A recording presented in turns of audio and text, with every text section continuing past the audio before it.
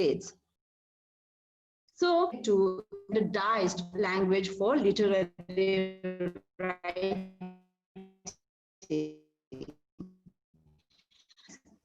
The Christian missionary took the lead in ushering in a print culture by establishing printing presses and bringing out textbooks, books on grammar, and Christian literature and journals in the local language. So this was mostly the case with states like Meghalaya, Nagaland, and Mizoram, where the tribal language preferred by the Christian missionaries usually became the standard language of literary works of authors. Now, Assam and Manipur had a literary tradition that began much earlier, even before the coming of the Christian missionaries. Assam and Manipur had gone through Sanskritization and also the influence of religious movements like the Bhakti movement, Shaiva, and other religious movements can also be seen in Assam and Manipur, and it had influenced the growth of literature in these two states. But a Manipuri writer, Thingnam Kishan Singh, when he talks about the growth of literature in Manipur, he marks a significant departure from the general pattern that is visible in the emergence of new literature during the colonial period.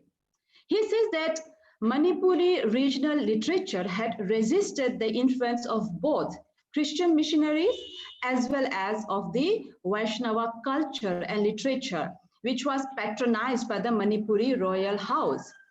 So in the growth of the native Manipuri literature, there is a strong sense, particularly of their Métis identity, their ethnic identity. Now, what I have also observed that in the context of Arunachal Pradesh too, the literary landscape is unique when compared to the growth of literature in the other states in the Northeast region. The body of literary work that has emerged from Arunachal Pradesh offers interesting perspective to the socio-political and cultural background in which it grew. Arunachal, as all of us know, which was previously NEFA, and that is Northeast Frontier Agency, and it was a part of Assam, had barely any administration prior to 1947. Now, different tribal communities in NEFA lived in traditionally demarcated geographies, in most cases in complete isolation from each other, even unaware of each other's existence.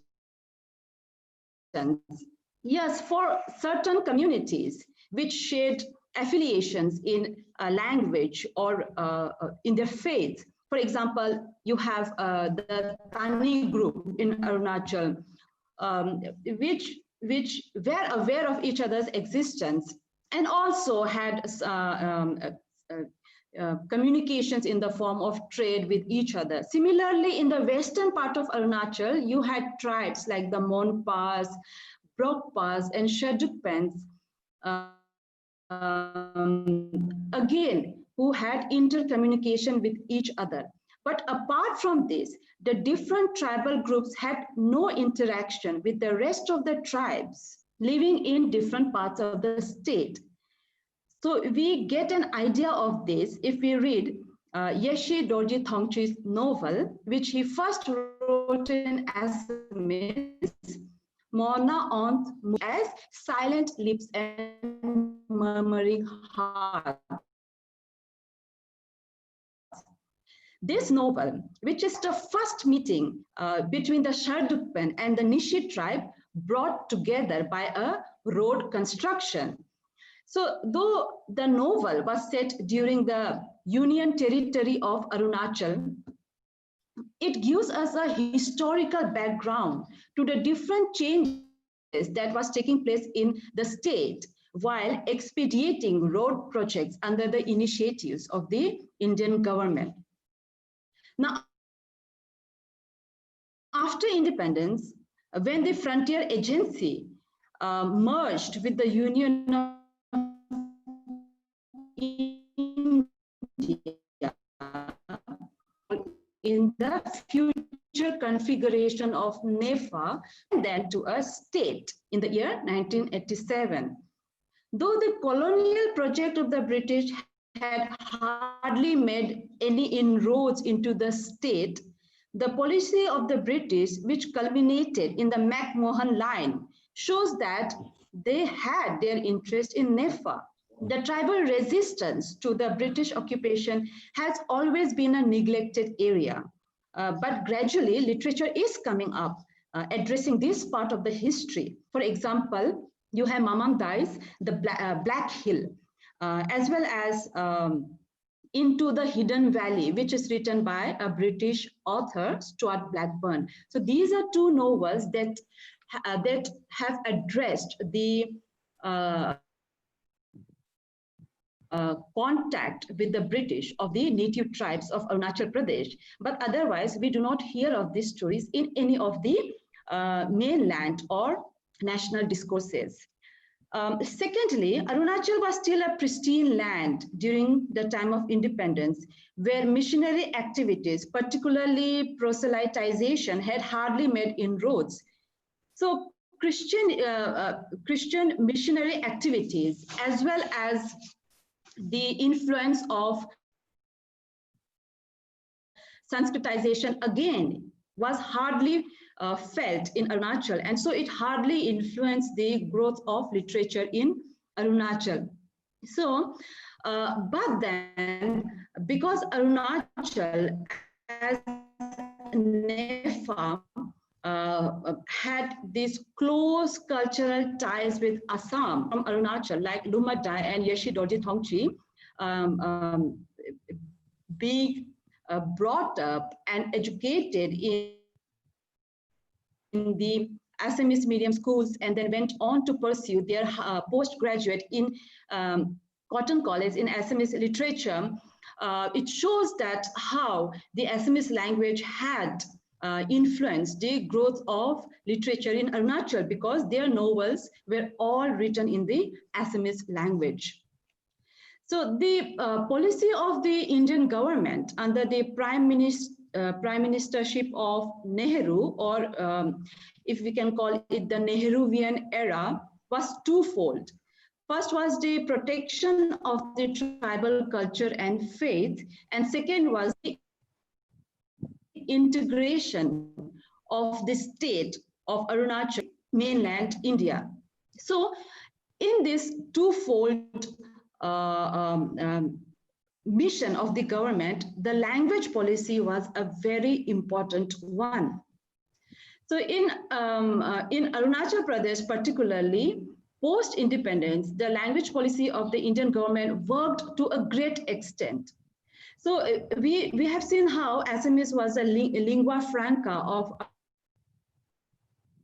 Arunachal for a long time because of the close cultural and historical ties. But after independence, the government of India decided to introduce Hindi.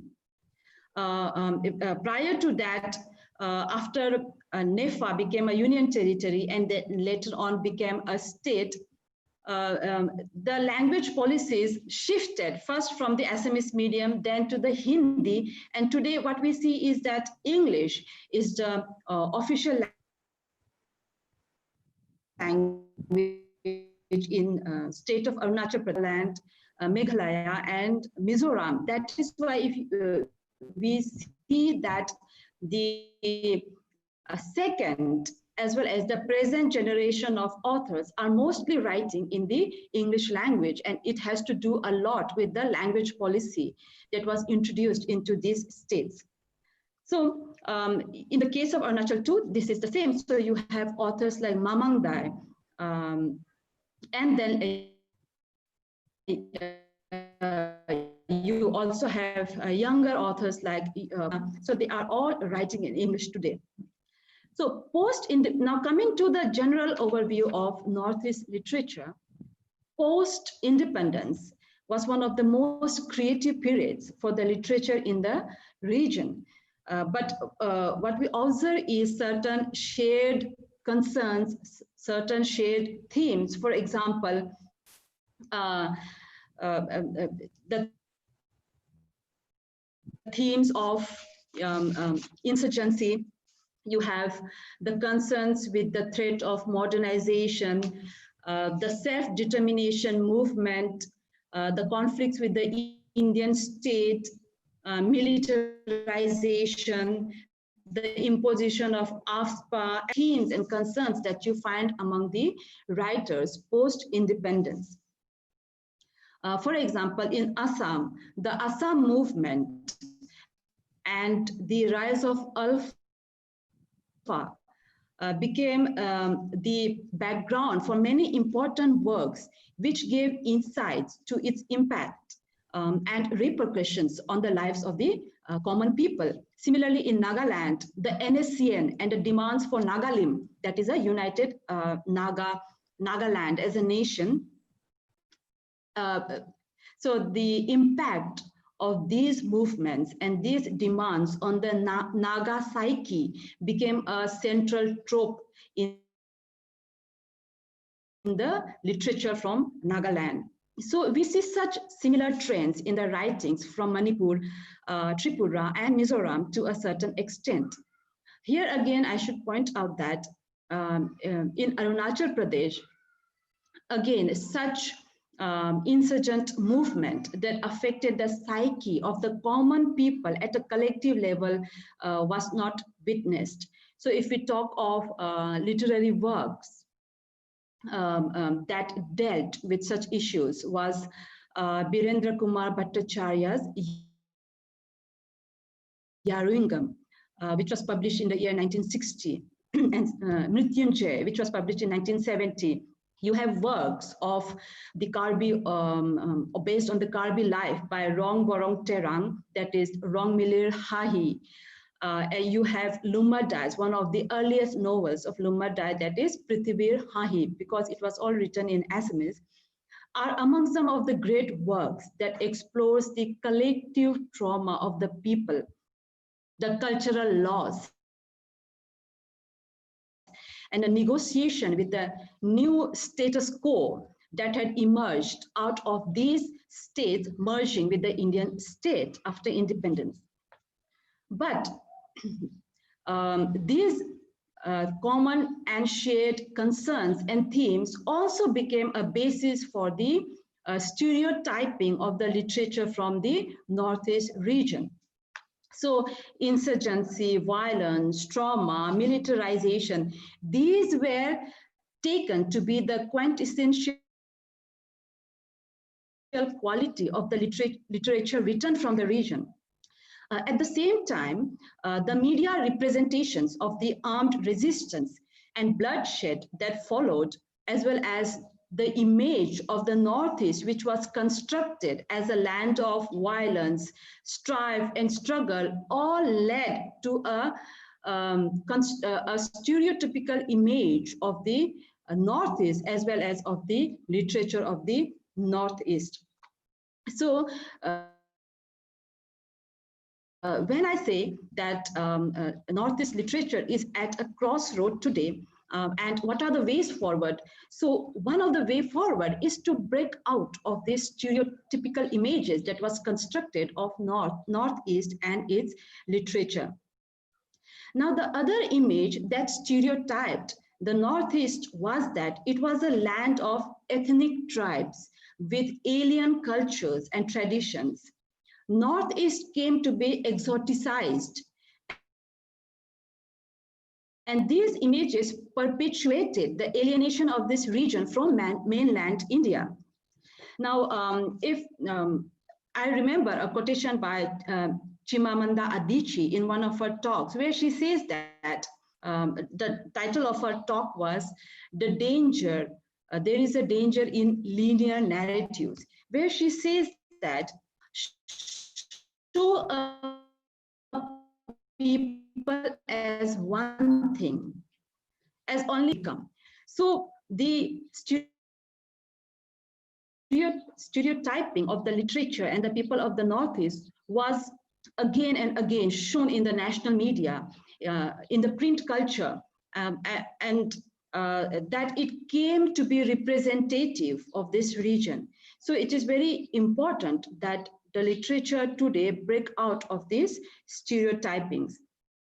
Other factor that aggravated the alienation of the region was the negligence of the Northeast as a hinterland,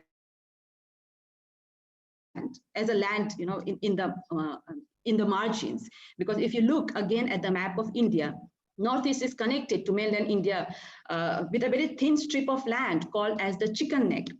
And so Northeast was always projected as a land in the margins, which added to the alienation of the region. Also, the masses in the mainland hardly knew about this region or its people and culture. So such lack of information added to the myths and fantasies of the region. The politics of exclusion that was at play had hampered the regional development to a great extent. So alienation was not just in cultural and other forms, it was also in the form of development. Development was hardly taking place in Northeast. So many of these experiences had been witnessed by the first generation authors, which had been a major influence in their writings. But if we talk about literature in English, it is relatively recent in most of the states of Northeast. For example, Tilottama Mishra writes with regard to Nagaland, the scribal tradition is a recent one amongst the Nagas. And before the script was brought to the Naga languages through the efforts of the American Baptist missionaries, literature was only confined to the oral form. Now, again, when you talk about the English writing from the region, Isturin Kire, and she sometimes uses the title Iralu also, who is considered as the first Naga novelist in English, published a first novel, A Naga Village Remembered, in the year 2003. Similarly, in Mizoram, you have Malsavmi Jacob, who is again considered to be the first author writing in English from Mizoram, who published her novel Zorami in the year 2015. Again, we have Mamang Dai from Arunachal Pradesh. Her first short novel, Legends of Pensam, was published in the year 2006. So we can see that how the scribal tradition in English is quite a recent one in the Northeast. When you talk of the second generation authors, a central in their writings is also home and identity. We have seen how there was this gap or a divide between Northeast region and mainland India. So in this context, literature can play a very important role. It can play a very positive role to reduce this gap, to act as a medium that has divided this region from the mainland for a long time. So if we look in the recent years, there has been a renewed interest in Northeast India, not just in the literature of Northeast, but in Northeast India. For example, you have the government's very famous Northeast, Look East policy. So, and again, if we look at the changes that have come about in the last few decades, you see that the forces of globalization have also made its impact in the region. So opening up doors of new opportunities, but at the same time, new challenges. So literature has played a very significant role in binding together the 8 sisters with the rest of the nation. So, because literature can act as a doorway and a medium showcasing the rich tradition and oeuvre of stories emerging from the region. Now, when we come to the question of nation identity, and literature has not only contributed in creating a Northeasterner identity, but also contributing to a pan-Indian identity. So what is needed is that there should be interactions between literature from Northeast and mainland India on multiple levels of intercultural and interpersonal communications across societies. So if you look at, again, the literature produced during the last few years, for example, you have Mitra Foucault's District Collector, Mamang Dai's Stupid Cupid, Jahnavi Barua's Undertow. So if you look at the title of these novels, the title caters to a pan-Indian audience, and themes in these novels are both local as well as universal in its concerns. So authors, second-generation authors, and the present authors who are writing not only about Northeast, writing not only for Northeast, but also catering to a pan-Indian audience.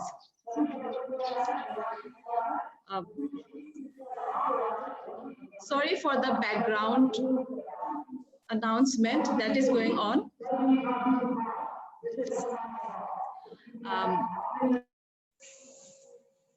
I'll continue. So home, I'm really sorry. So home as a construct is again problematic in the context of Northeast region. When you look at the population of Northeast, it is usually divided into the hill tribes, the valley tribes, and the plain dwellers. Now, in a post-colonial world where identity politics is more inscribed, the region is also witness to the internal strife and conflicts, which add to the complexities in defining home and homeland. For example, Dr. Rita Chaudhry's novel, Chinatown Days, or Makum, as it is in Assamese, narrates the story of the estranged community of the Assamese Chinese of Makum during the 1962 Indo-China War and their dislocation and subsequent forced exodus to China. Such histories, such stories that are defining experience of India find, again, no mention in the dominant discourses. Siddhartha Dev's novel, The Point of Return, dwells on the internal conflict between the Khasis and the Bengalis, both Hindu and Muslim Bengalis. So such novels problematize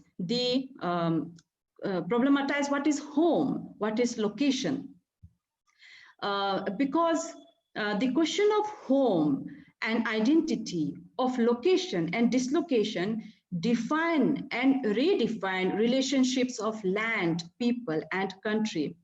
So writers, they use these gaps in the history as a starting point of discussion. So whether autobiographical, fictional, or non-fictional does not matter, because these are all contemporary stories that make up the experience in the Northeast. Kailash Baral writes in one of his essays, the title of which is Articulating Marginality, Emerging Literatures from Northeast India, where he states that Northeast is not only a territory of diverse people and cultures, but it is also an idea that is constantly evolving in its making. If the past has its rootedness in harmony among communities and cultures, the present is a reality of profound dissatisfaction. So what we observe in Northeast today is also a curious mingling of tradition and modernity mediated by demands of globalization. So cities in Northeast like Guwahati, Shillong, Kohima, Imphal, Itanagar, Aizawl, and Gangtok are no longer rural centers. They are urban scapes in stark contrast to the life in villages and rural locations. So life is not the same anymore. These urban scapes are microcosm of the society in its own way. The city as a location in this context is a new space in itself, subsuming within it differences, cultures of different ethnic groups existing together and creating a different landscape altogether.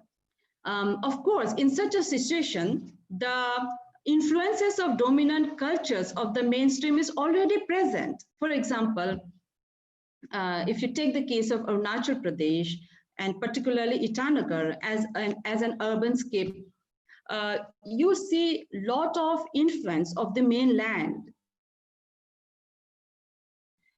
in terms of Bollywood songs, in terms of dresses, fashions, in terms of food preferences. So the mainstream influence is already there in the society. But together with it, mixing is the ethnic cultures, which offers interesting insights into the kind of reciprocity that happens in such urban scapes. The emerging ethnicity within this location is a new hybrid identity in itself. But this new hybrid identity, which is evolved as a result of the mixing, intermingling of dominant cultures and ethnic cultures, is also considered as a threat to the native ethnic identity. So the assertion of identity is that is bound to a place rests on the motivation of tradition and ethnicity. In urban centers, maintaining of such an identity is tempered by dilutions and adulterations because of multi-directional influences of market and other factors. So tradition is ironically marketed and commodified and packaged for a global audience. Traditional rituals and festivals are packaged as grand events for tourists. Local cuisines and attires are commodified in the same way. For example, if you look at many of the states in Northeast, some of the very attractive events for tourists are the ethnic festivals. For example, you have Nagaland, the Hornbill Festival. In Arunachal, you have number of festivals. You have Orange Festival. You have again you have the river festivals named after different rivers. So these are all packaged in order to attract tourists and cater to a particular segment of society. So these are all happening in the urban scapes, and these are all a part of the experience of the Northeast. So the rural life and its ways are taken over by the urban class, and the old ways of life are projected through an image created for a different context altogether. The landscape in Northeast is constantly changing, and this is also reflected in the literature that is written from the region. How it has affected the people, the land, and environment. So literature can take up for its subject matter the different ways in which life is negotiated daily in such urban centers. Capital cities, for example, is the center point of any state. So scholarly works on these problems have already been appearing in recent years in other areas, like in the domain of political science, sociology, area studies, etc. Yet it still needs to be carried out from literary perspective also, because it is only in literature and art that the translation of the aesthetics of a place and its community can be done. The conditions of the modern man, the cosmopolitan individual, and dilemmas of a material life unfolding in many centers of Northeast is open to analysis and interpretation. Shillong, for example, is the hub of many famous poets writing in English on various themes. For example, Desmond Karmaflang, Kinfam S. Nongkinri, Esther Siam, Robin S. Ngangom, and many more are all Shillong-based poets. Authors like Temsula Au, Janice Periat, Paramjit Bakshi, Jahnavi Barua have all their roots in Shillong. Similarly, Guwahati in Assam is also the hub for many authors and poets writing in different languages, including English. So these urban centers are also metaphorical extension of the psyche of an urban gentry class or the elite of Northeast India, as well as for the intellectual class. Now, home, as we have discussed, is the most fundamental question when we talk of the literature of the second generation authors. But the question of home is in Northeast India is not just for the ethnic group of a land. Northeast offers interesting perspective to this question from the insider and outsider location. How does Northeast view the mainland is also a significant question. In the Legends of Pensem by Mamang Dai, the villagers, when they see the construction of the road, they cry out, "What has the road brought us? Outsiders, thieves, disease. Will this road bring us good health?" In another work by an Assamese writer that you will find in the book Centerpiece. She writes about her experience in Nagaland, and where she has, her mother gave her a name that is also quite common in Nagaland. And she writes how when she went to, she would always be asked a question. Just listening to her name, she would be asked a question. "Tumi Naga Niki," means, "Are you Naga?" And when they heard her name, the attitude of the Naga became very courteous, very welcoming, because they thought that she is one of them. So these are some of the reactions of the Northeast on the, I should say, the outsiders. Okay. Now these reactions.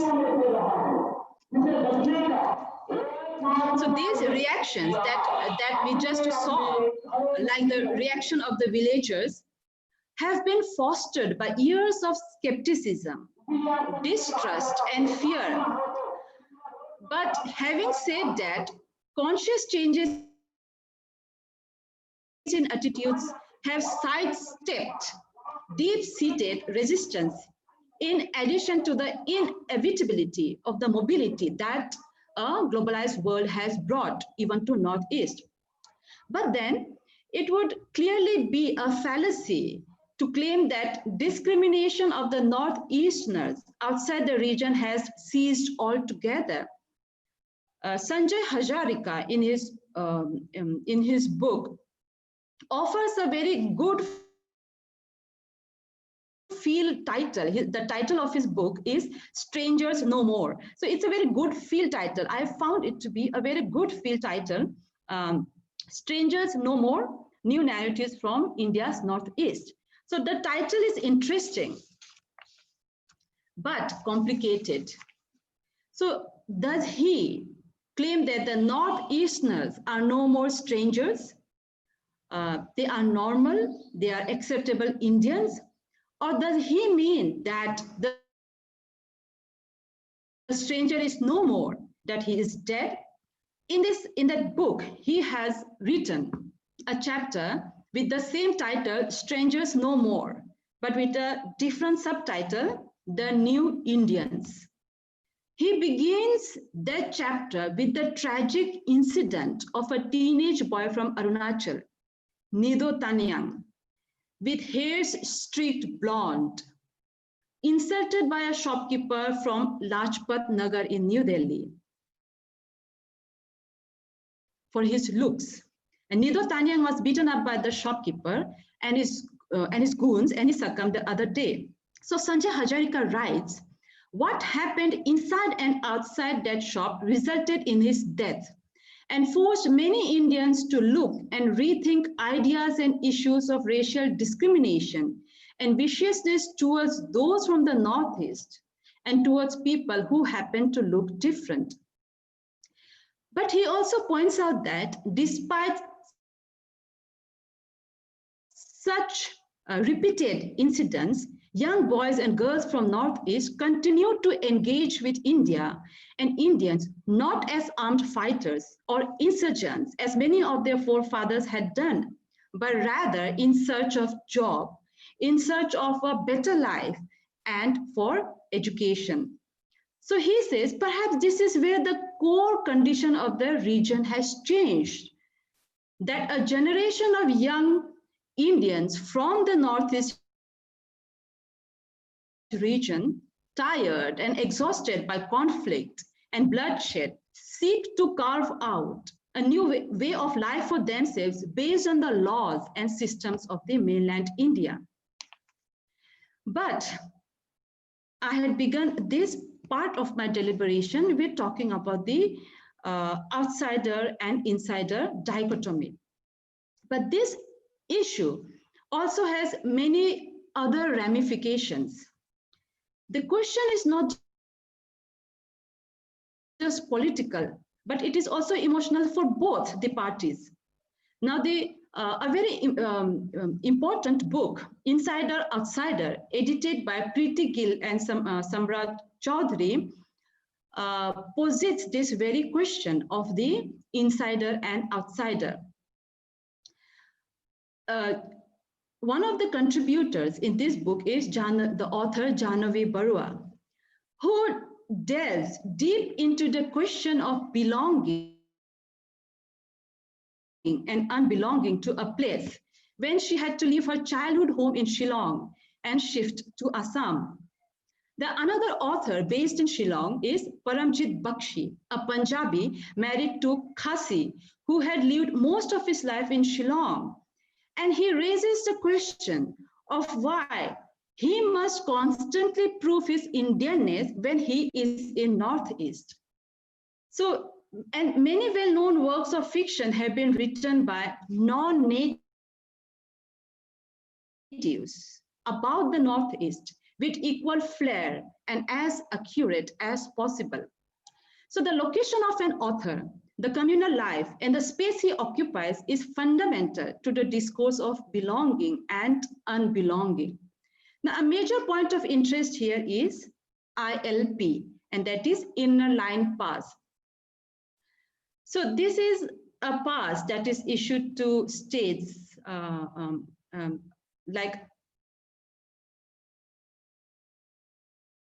Arunachal Pradesh, Nagaland, and Mizoram, and Manipur from 2020, where non-natives of this, or that is outsiders, require this pass to enter into these regions. So this is a main point of interest for many authors who have discussed this issue even in their books. So we know that when we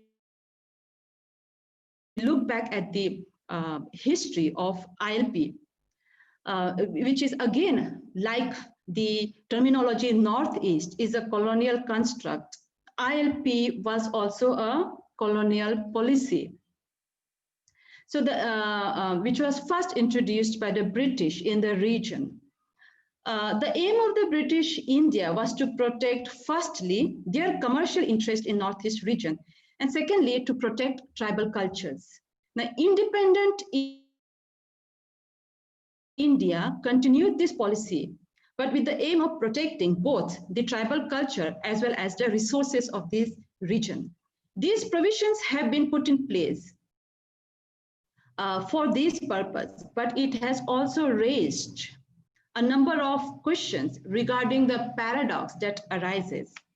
For example, K.C. Baral tells that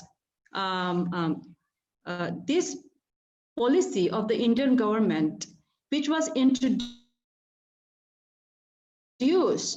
to protect the region, but at the same time to integrate the region with the mainland India, has, on the other hand,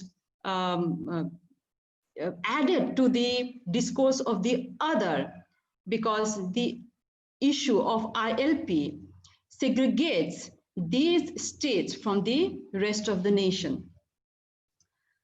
Now, already we have spoken about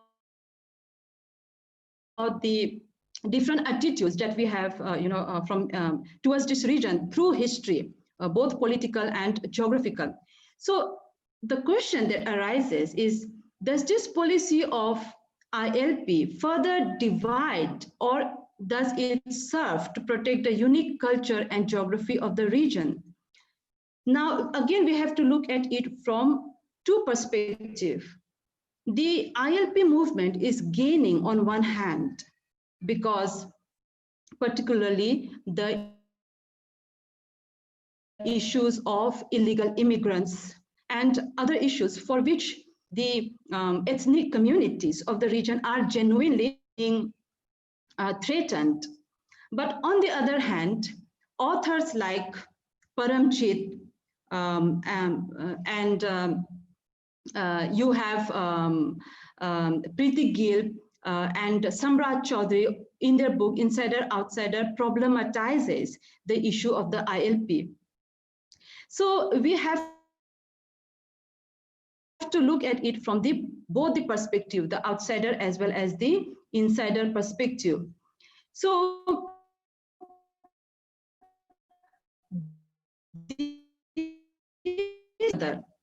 coming to the issue of the protection of the ethnic identity, which is again a byproduct of the post-colonial politics that was played in this region. Identity, we see, is not static. Identity is fluid, and it keeps shifting with the shift in location.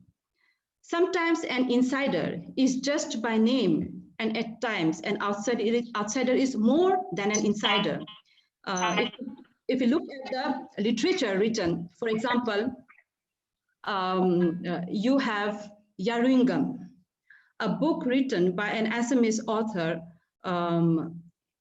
about the Thankul Nagas, which is as authentic as it would have been written by any Naga author. Also, if we talk of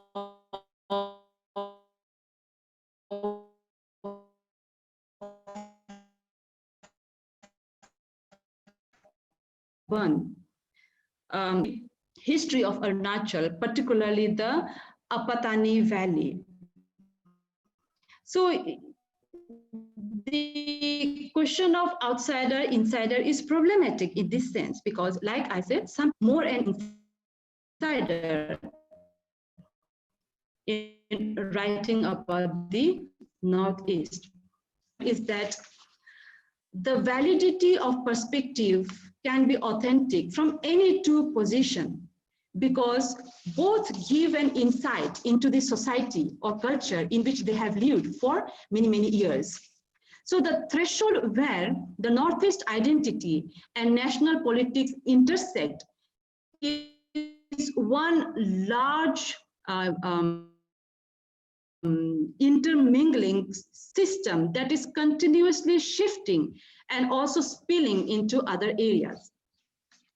Post-1980s, the literature that was written from the Northeast region showed a renewed interest in the oral narratives, in the retelling of history, and in the documentation of the folk stories and folk narratives. This has been one of the cornerstones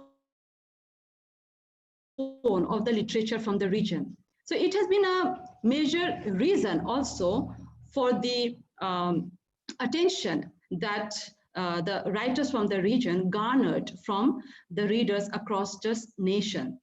Now, there are two main reasons which I find in my observation, two main reasons for this surge in the oral and folk narratives during this period. Firstly, the younger generation of authors had moved away from the traditional concerns of the earlier generation of authors. So we have seen how the earlier generation of authors shared certain concerns like insurgency movement, threat of modernization, and so on, which I have already discussed in my first part of my deliberation. So the young authors, quite a few of them did or is continuing to write on these themes. But apart from that, they have also moved away because this is a new generation of authors having grown up in a different social and cultural order than the first generation authors. So these younger generation of authors turned inwards towards their own society, towards their own culture for inspiration. We have seen how the myths and legends of particular ethnic groups have been a key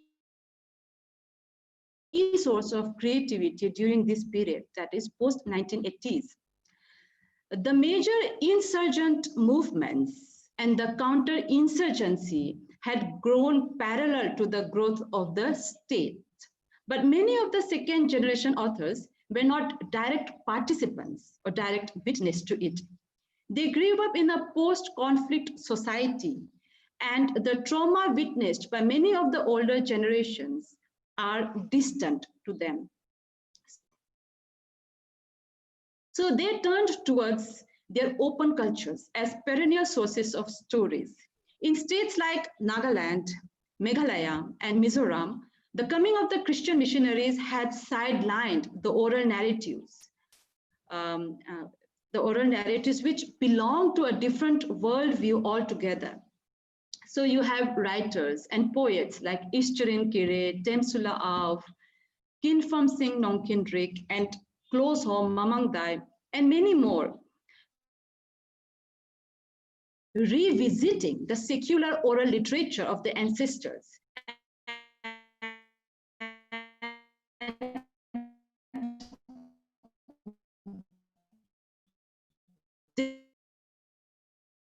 Many of them were familiar with it. So this has been one of the main reasons why the younger generation of authors turn inwards towards their own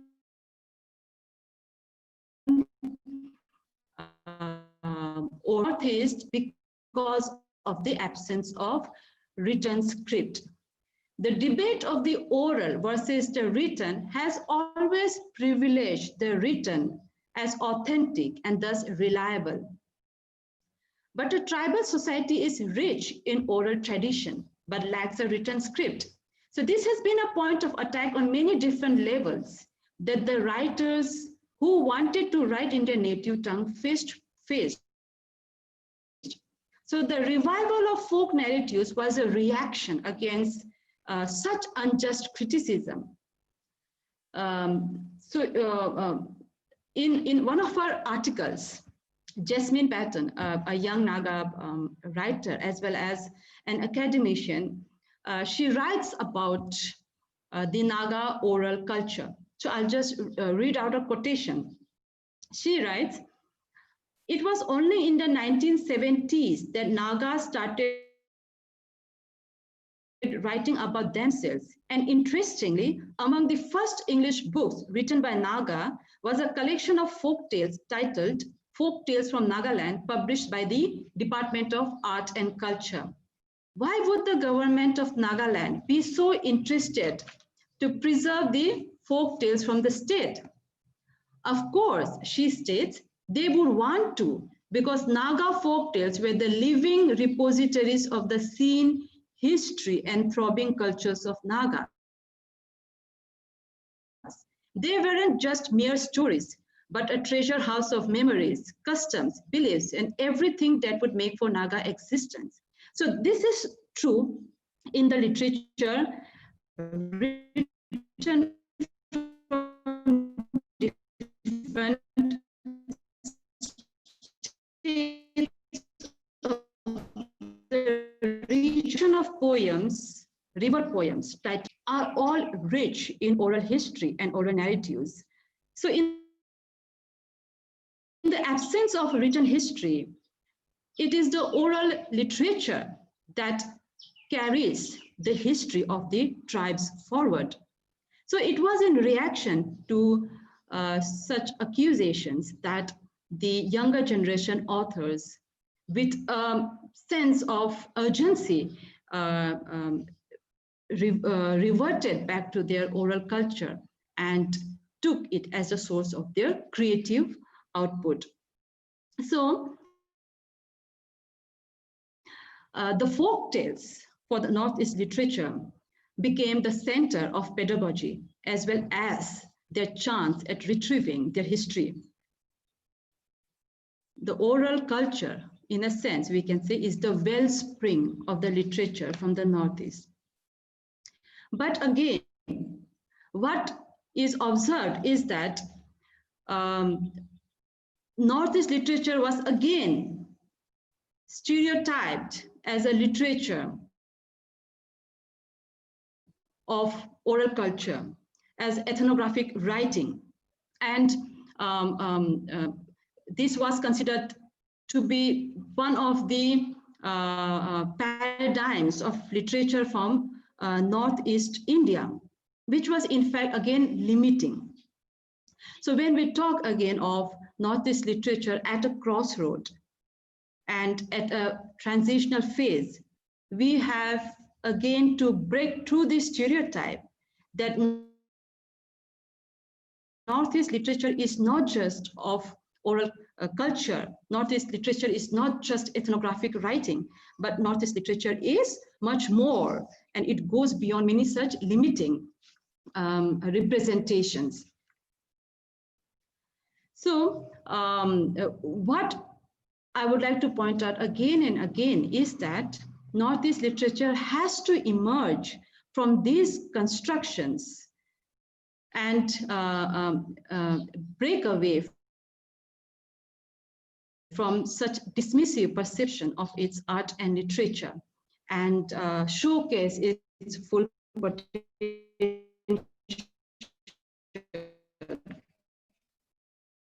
Because Northeast today evolving and growing, and literature is written taking a vast range of issues ranging from politics to culture to gender, globalization, women's issue, environmental issue,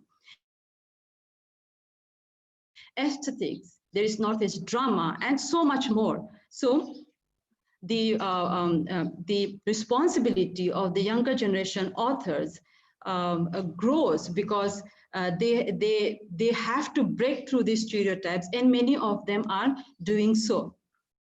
Now, I'd like to come to another very important aspect of Northeast literature, and that is the women's writing from the region. Now, there is a lot of scope to trace the evolution of women's writing in Northeast literature, while also negotiating the common tropes of gender, patriarchy, domesticity, and the interplay between the private and public domain. Easterin Kire's novel, Terrible Matriarchy, is a fine example. The novel presents the Naga life of Naga woman under a patriarchal Naga society, but she delves deeper into the institutionalized forms of oppression to present that there is also insidiously working a matriarchy that is equally repressive. Apart from that, women also have to face the brunt of violence and alcoholism and at the same time negotiating modernity that threatens to alter a traditional tribal society. But in Estherine Cure's novel, the woman characters are strong-willed and feisty in nature. The struggle of Naga women differ in its context from other tribal women, but they also share experiences that are universal.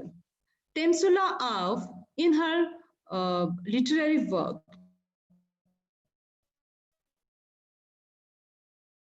also depict in complex ways. Mamang Dai's Legends of Pensem also contains many wonderful stories about tribal women and their lives.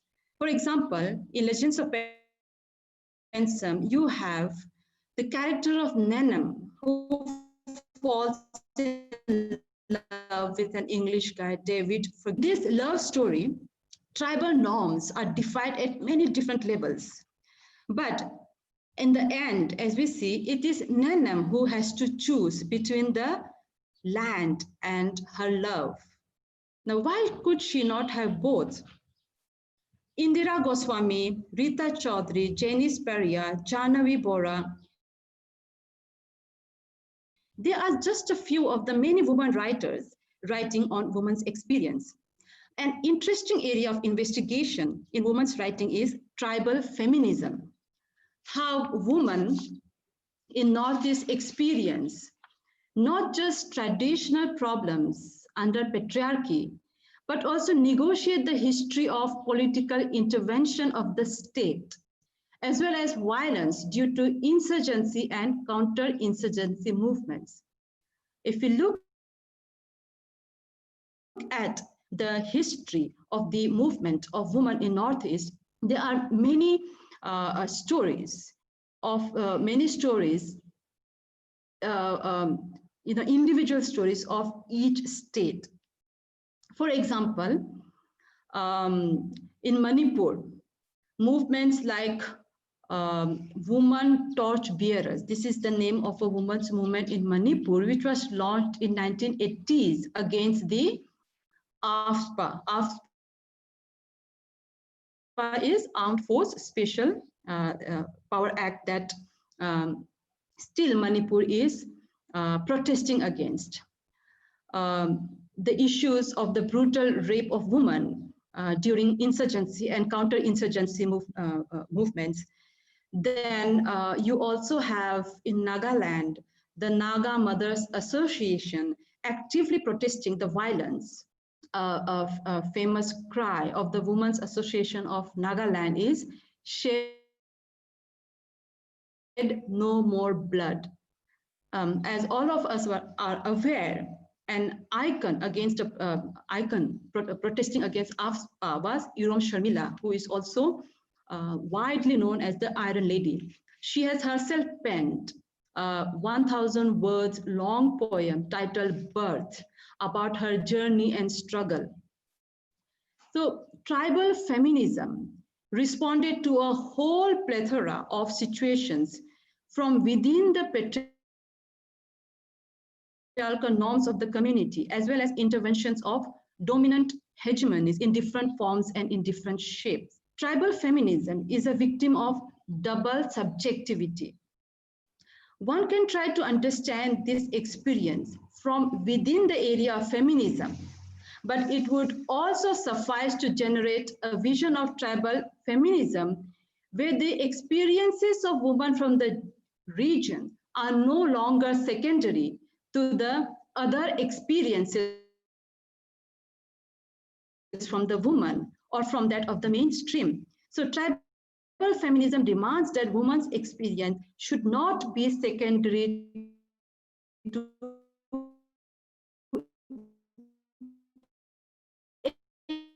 any stories from the north. Estherine Cure writes about her own position as a woman, as a Naga woman, and as an author. She says, Naga society, which is highly patriarchal, the society is a highly oral society. Both men and women take pride in oratory skill, which is an expression of the agility of the mind. We have an overwhelming majority of orators, but only a handful of writers. Oral literature and native wisdom, and simultaneously direct the path that the Naga writing would like to take. But she says that she faces, as a woman, displacement of location as an author, firstly as a woman, secondly as a Naga woman, and also as a person from the Northeast. So what we see is that tribal feminism from the Northeast region has a different context altogether, which needs to be interrogated and given the same position as other literature from the region. To take forward Northeast literature, the role of the intellectuals and academicians are also equally important because their role in the recognition of Northeast literature and art and its dissemination among the readers in the mainland and all through the world is very significant, particularly in developing political engagement. The role of academicians are of primary importance. Poets like Robin S. Ngangom, Kinfam Singh, Kinfam S. Nonghinrich,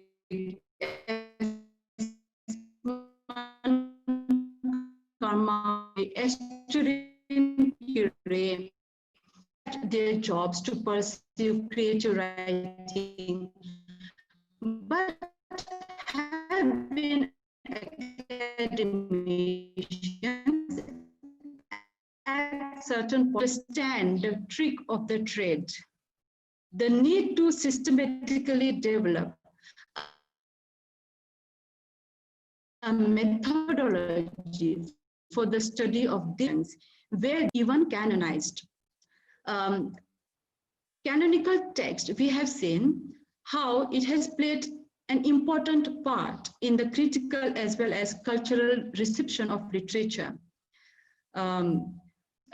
This desire for a body of literature, a Northeast literature, as a body which can be analyzed and studied theoretically and critically, arises from the anxieties or lack in the national narrative. So it is time, I think, that the space has to be acknowledged. At the same time, if not acknowledged, the space has to be appropriated. Now, moving forward in these areas,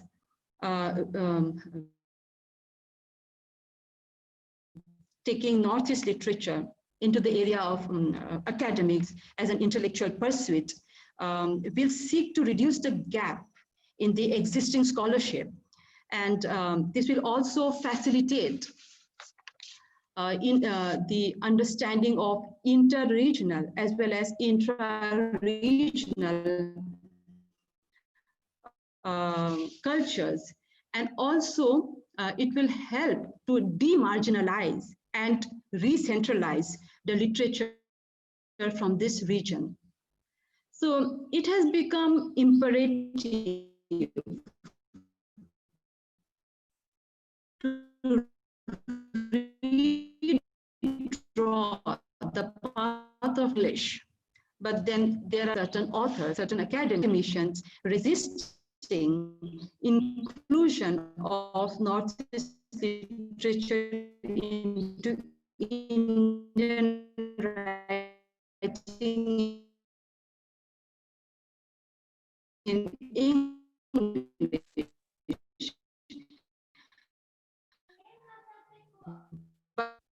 But what we have to keep in mind is the unique aspects of Northeast literature has to be preserved. So there are no doubt regarding the debates on many issues with the writers and critics of Northeast.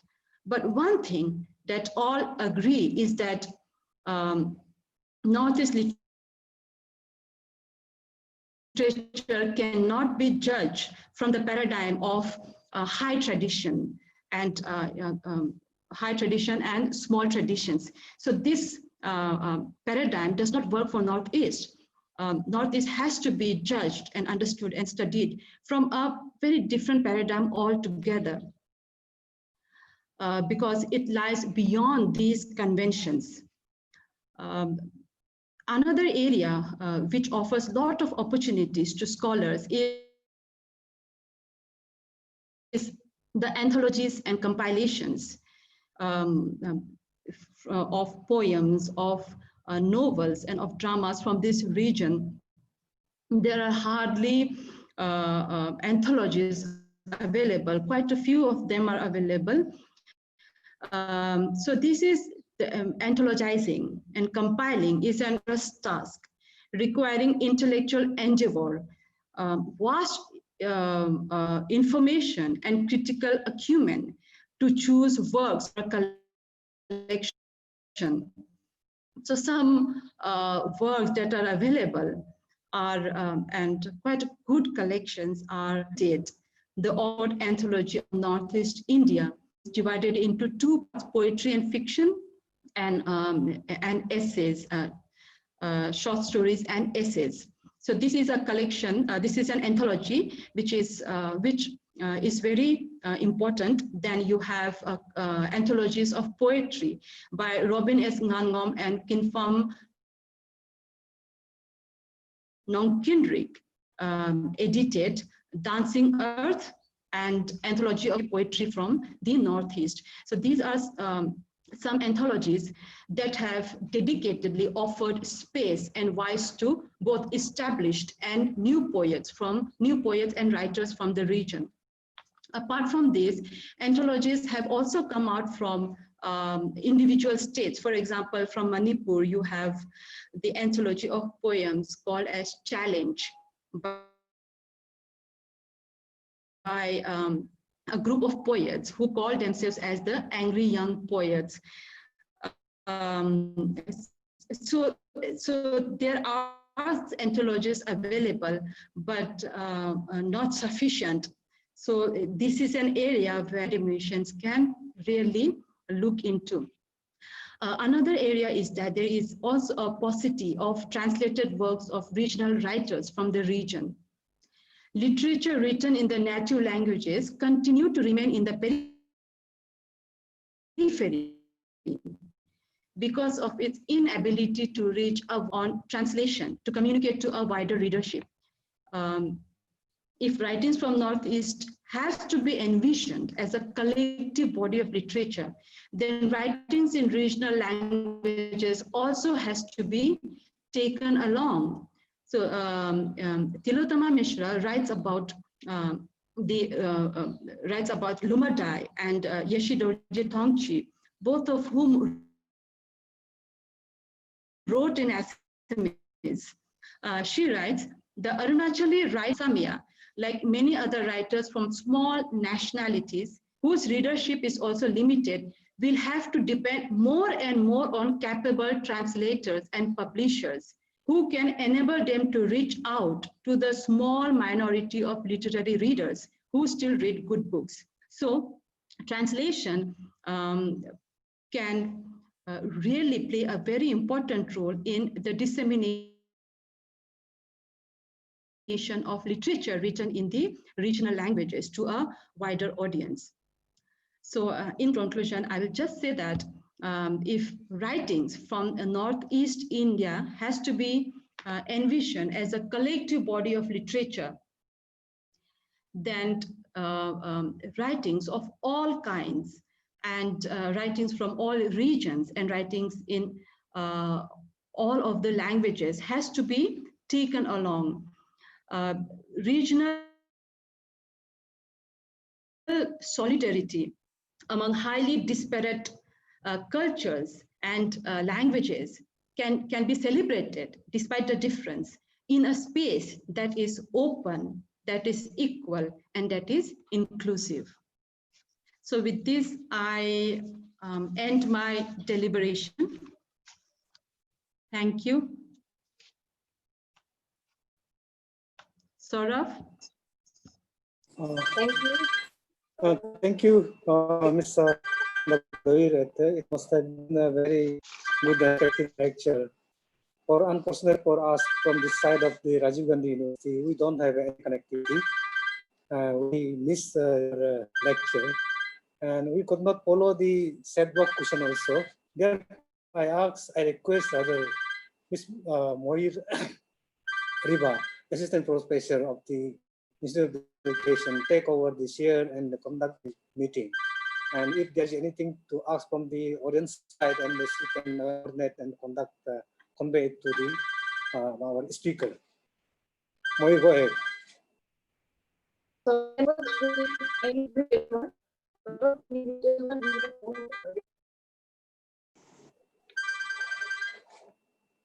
Hello. No. There are two questions here with me, which are in a way very contradictory. The first question is, why do regions, all regions?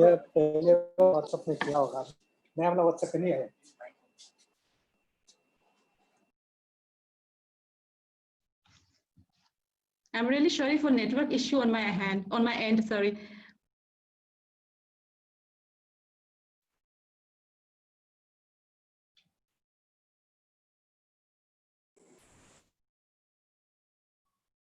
Can you hear me? Yeah. Okay. So the question is, why do writers raise regions? All regions have their own problems. We need to present universal problem issues, not regions. It's more like a statement. Okay. Is the question in the chat box? It's there also in the chat box, yes. Okay. To scroll up. Okay. Why do writers raise regions? All regions have their we need to, yes. Like I said, if we look at the political, but especially the political history of Northeast, the way most of the states in Northeast was integrated with India. Because if you look at states like Mizoram, Nagaland, even Arunachal Pradesh and Tripura, like princely states like Tripura, you have Manipur. These were not part of India as a state, that India as a nation that we know today. The British had redrawn the lines. So this was, I should say, traumatic for many of the citizens of these states. As a result, and also a post-colonial world, the issue of identity was very strong, and so people connected to this sense of identity, to their ethnic identity, to their collective identity. And Northeast region, you see many of the states like Nagaland, Manipur, Tripura state, when independent India was formed, because of this process of integration into India, I think was traumatic for the people. It was a sudden shift on many different levels for them, cultural, political, and also the you had village councils.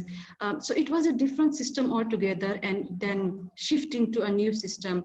So that sense of regional identity was very strong in the beginning. And it is also reflected in the literature from the, especially the first generation.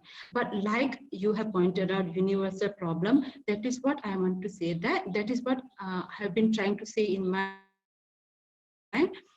discussion also, that the younger generation authors are moving away from that and also writing about universal issues, women's issues, writing about even sexuality and all that. So such universal concerns, okay, and brotherhood, sisterhood. So all these things are being written now, but the regional identity was a very important part of the growth of literature in the Northeast region. So I hope I have been able to answer your question.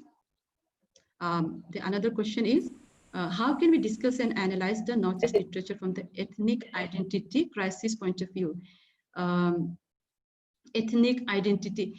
There are a lot of novels from different states where you have this crisis of identity. I have pointed out the point of return, ethnic identity crisis between the Khasis and the Bengalis. Then if you also read Yarwingam, which the setting of the story is just after the Imphal War. And in fact, the poet, Ngangom, Manipuri poet based in Shillong, considers, calls Manipur as the forgotten theater of World War II, because the war that was held over Manipur finds no, again, it's not a part of any mainland. Even in Ngam, you see the conflicts of ethnic identity is there. Also in novels of Mamang Dai, you find that. So there are a number of books where this issue is predominant. So this identity crisis has also been one of the major themes of the writers from Northeast India.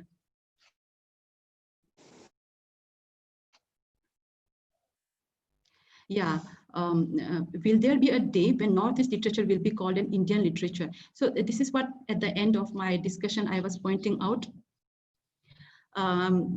Because Northeast is a part of India, Northeast literature is a part of Indian literature, but not denying that Northeast literature has its own unique aesthetics, has its own uniqueness. That is what makes it, again, Northeast literature, because the experiences in this part of the country, the political history of this part of the country, the cultural life, the world view of this part of the country is very different from the mainland. For example, if you talk of the mainland India, the influence of the epics you have, which is a part and parcel of the daily life of the people. It is not there in this part of the country. And that is why, and then you have the worldview, which is very different from the worldview if you look at, again, the life that is led in the mainland. So these are things that make Northeast literature unique. But then we cannot deny that Northeast literature is a part of Indian literature. So the day, the day that Northeast literature is naturally considered as a part of the Indian literature, I would also be really happy to see that day. But we have to keep in mind that it's like a piece of tapestry, a piece of cloth. So you have stitches, there are seams between clothes. So the Northeast literature being a part of Indian literature cannot be seamless. There will be seams in it because there are certain differences, but still that seam that you add to tapestries gives the tapestry a different design altogether. So Northeast literature can add to the color of Indian English writing.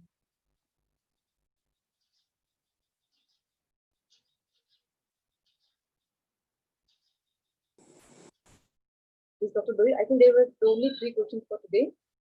Okay, okay. Yeah, thank you so much. It was very insightful, interesting. I cannot thank you enough, ma'am.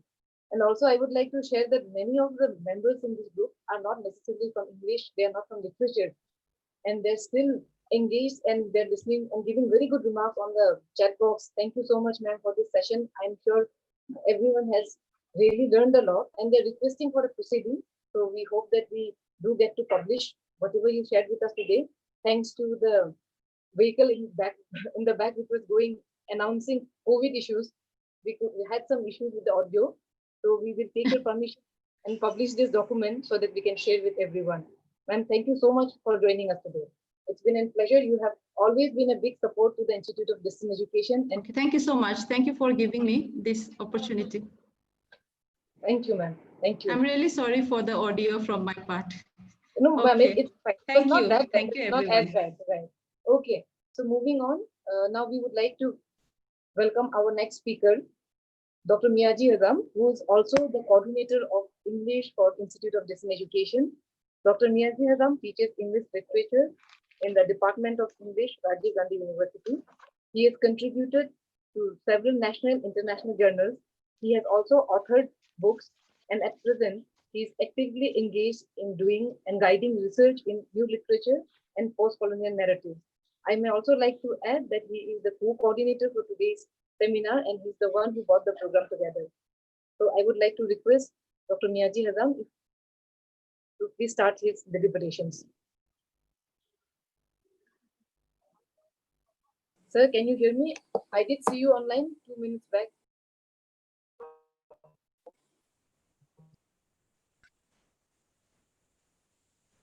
Saurav, can you hear me? Saurav? Saurav Mitra? Can you please check with the connectivity with sir? Thank you so much.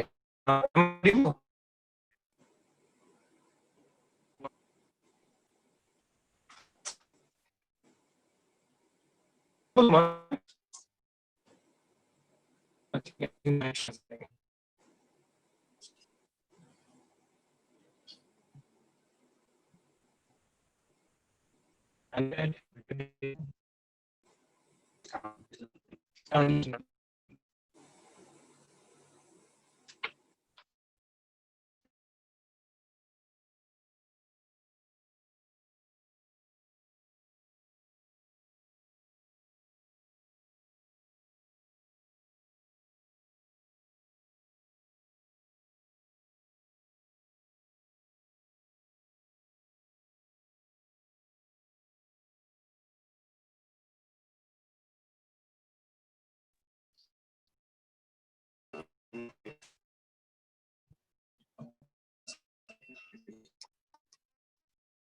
hello. Yes, sir. Please go ahead, sir. We can hear you. Thank you so much. And before the technology and convenience sphere, it's because of that way that we had for a long time that most of it was disrupted, including our domestic network. By the am I able?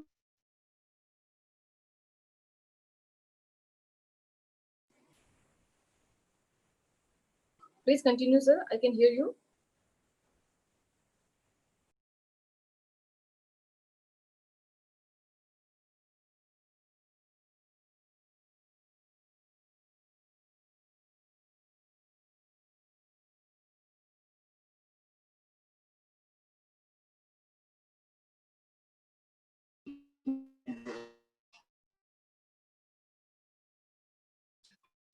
you are not audible.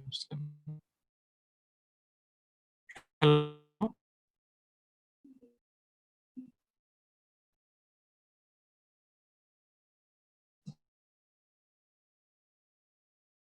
Hello.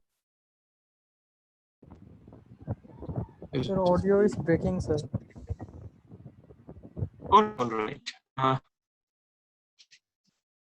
Was the thing actually. I think network is very favorable at several ends. At our uh,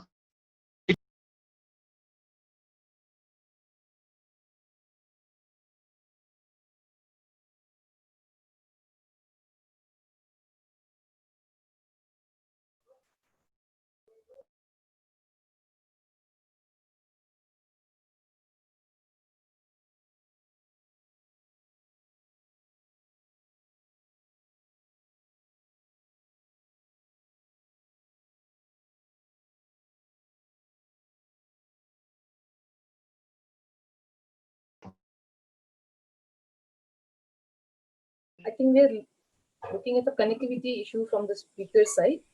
I may please request everyone to have a little bit of patience, and we are trying to resolve the issue.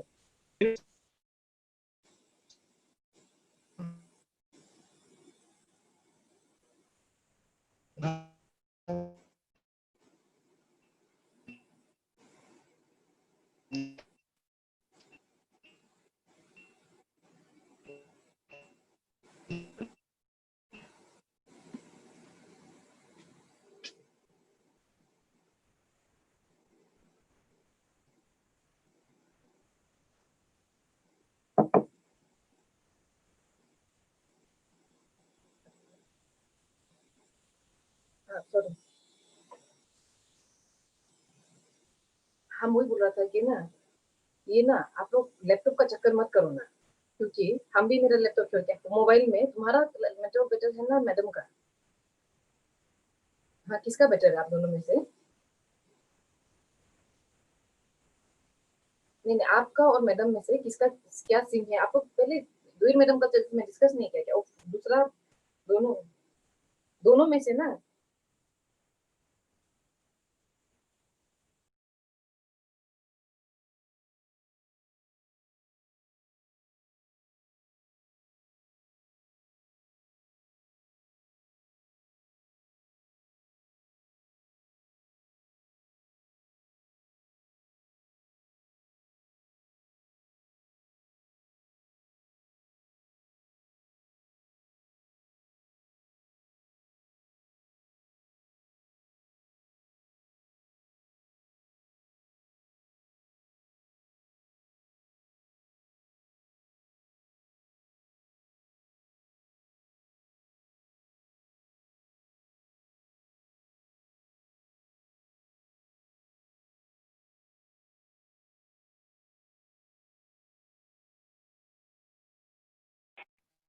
Sir.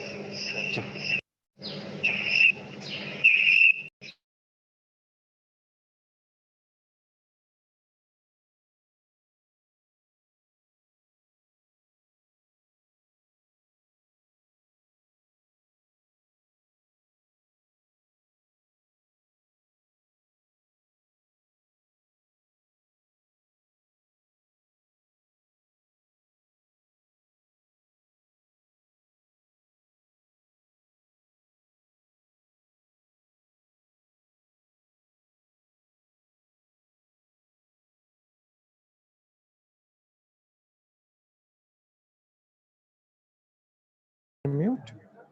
Start video both. Finally, it seems that. Am I connected? Yes, you are correct. Okay.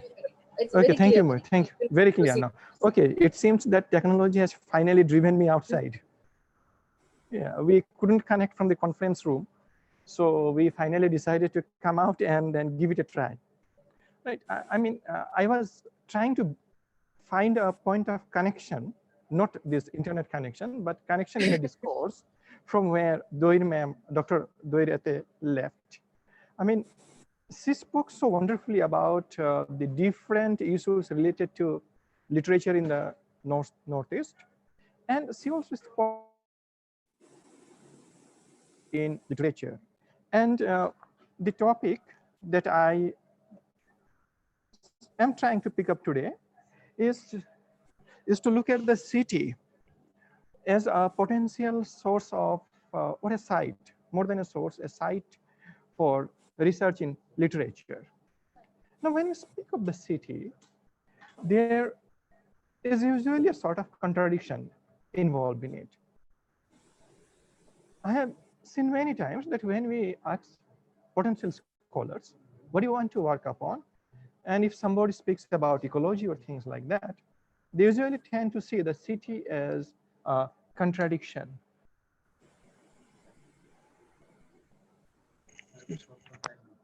Okay, but before I enter into the detailed discussion of what I want to speak here, I'd like to request our HOD, Dr. Kesim Misra, to speak a few words because he has a very urgent meeting coming up, and he was slated to address us in the beginning, but due to connectivity, so it was not there. And now let him first address us, and then we'll continue with my talk.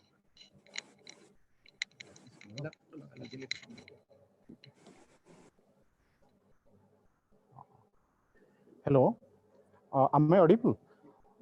So, Yes, sir. so this is You're audible. good afternoon. I'm really very sorry that could be connected. Is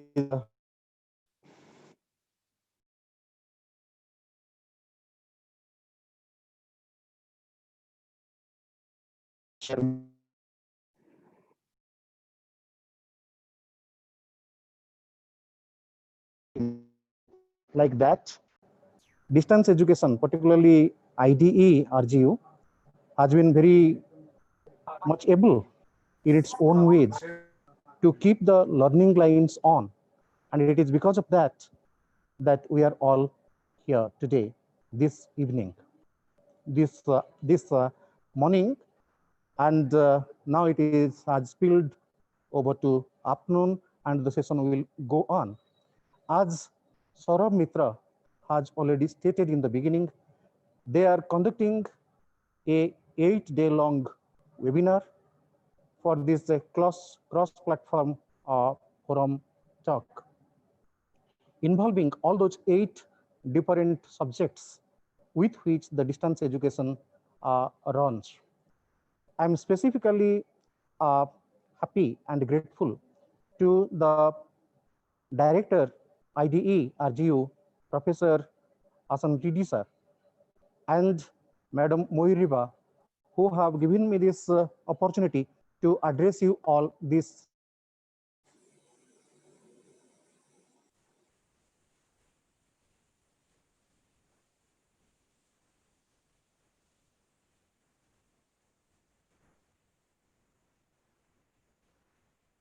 Have difficulties when we here in the distance education are all together all the time, supporting your initiative to reach you and to serve you.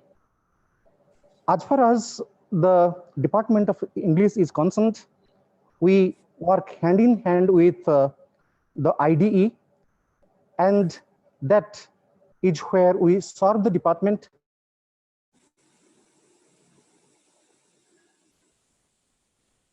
serve the university, serve the cause of the ODL learners community spread over the entire state of Arunachal Pradesh, and perhaps also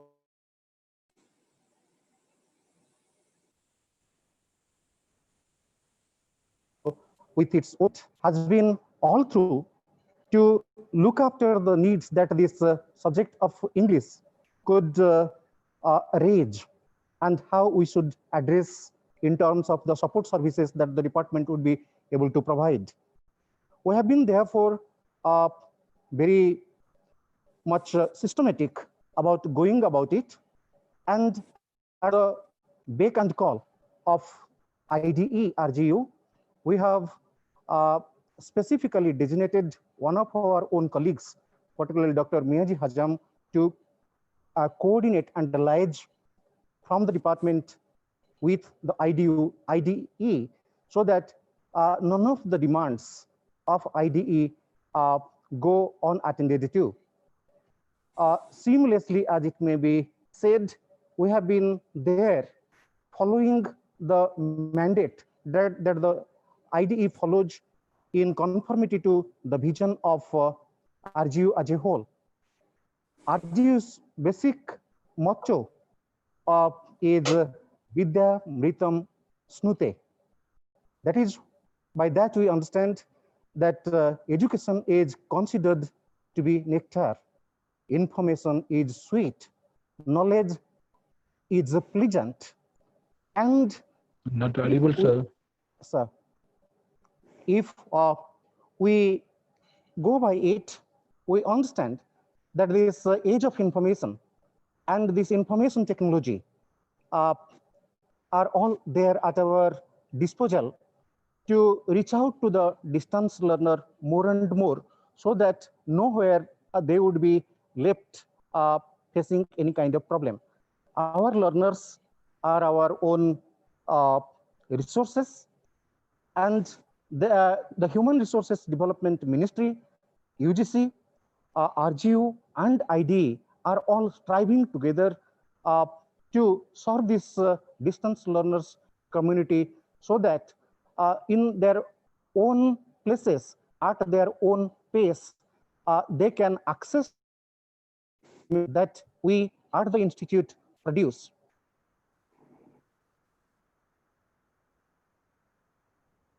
DE, and as a department, we design the syllabus, we write the course materials, or take on the charge of both producing the course materials and also editing it, and finally handing over these to IDE, so that the normal, natural, expected support service to the students community, they are able to offer in time as per their own promise.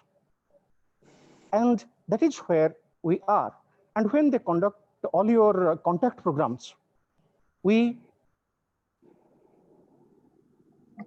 come and run the courses, and we do the syllabus, we meet your questions, we thereby empower you, invigorate you, and also address all your problems that you may have come across while accessing the study materials.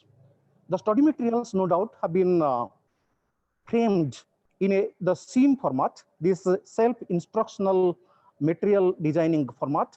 Thereby, the department and the material producers take special care to bring out material in a way the learners on their own can read, understand, and later on be in a position to answer the questions that are asked during the examinations and during also those internal tests.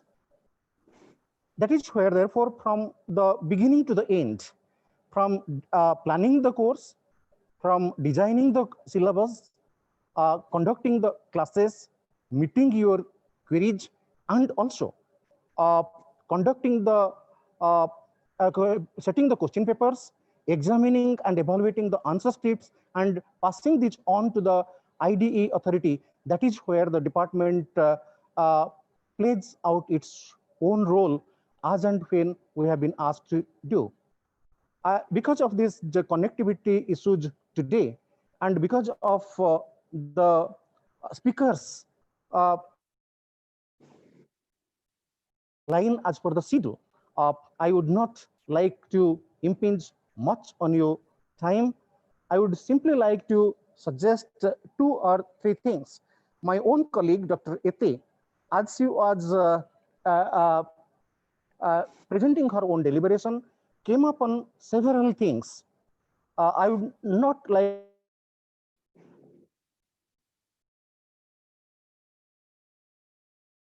my part to a very that has so painstakingly done through a lot of preparation and through a lot of serious concentration on the trajectory that he had to cover to bring us the contents about the discontents that are there around Eastern identity, not the problem as such. These are the question of Northeast India and also the places that they hold one vis-a-vis the other. That is where, of course, Madam Yete has very categorically many times resorted to during the process of her own deliberation, that there has always been a case of representation. There has always been misplaced stereotyping. There has been a role of language. There have been the authors, the intellectuals who have been analyzing the problems and who have also brought to the fore grapple with as a community of interpreters, as intellectuals, as we have to critically go into the details of the problems and how these problems particularly could be solved, so that the pan-Indian audience that Madam was referring to, that could be addressed properly, while taking away the sense of alienation from us in the Northeast here. And in her own question answer part, when she told that this Northeast India and literature is by and large and incontrovertibly Indian literature, there is where there is, of course, no doubt. And in our own prescription of the syllabus, making of the syllabus, we have always taken adequate care as to give representation to all sections of literature, literary representations, and literature that has to be prescribed. There is where, if you look at both the syllabus for UG and PG, we would certainly see what UG level, we have been more with the compulsory papers. Now we are moving towards these major courses. And soon as the director IDE and Vice Chancellor RGU that day told you, there should not be any confusion between the courses that IDE runs and the regular courses, formal courses that this, and parity between we are going for this CBCS syllabus, and that would be there very soon with you from perhaps the next session or show. And that is where, therefore, we would be again coming back to serve you better and take this the distance learner community more and more through whatever cooperation to the best possible practical capabilities of ours that as a department will be able to render. I take this opportunity finally of thanking once again all of you who have joined this webinar, made it a success, and come to once again attest to this relationship or this collaboration, this cooperation that the Department of English shares with IDE to take this mission and the drive forward. I, as head of the Department of English of Rajiv Gandhi University, take this opportunity of welcoming you all once again, including Professor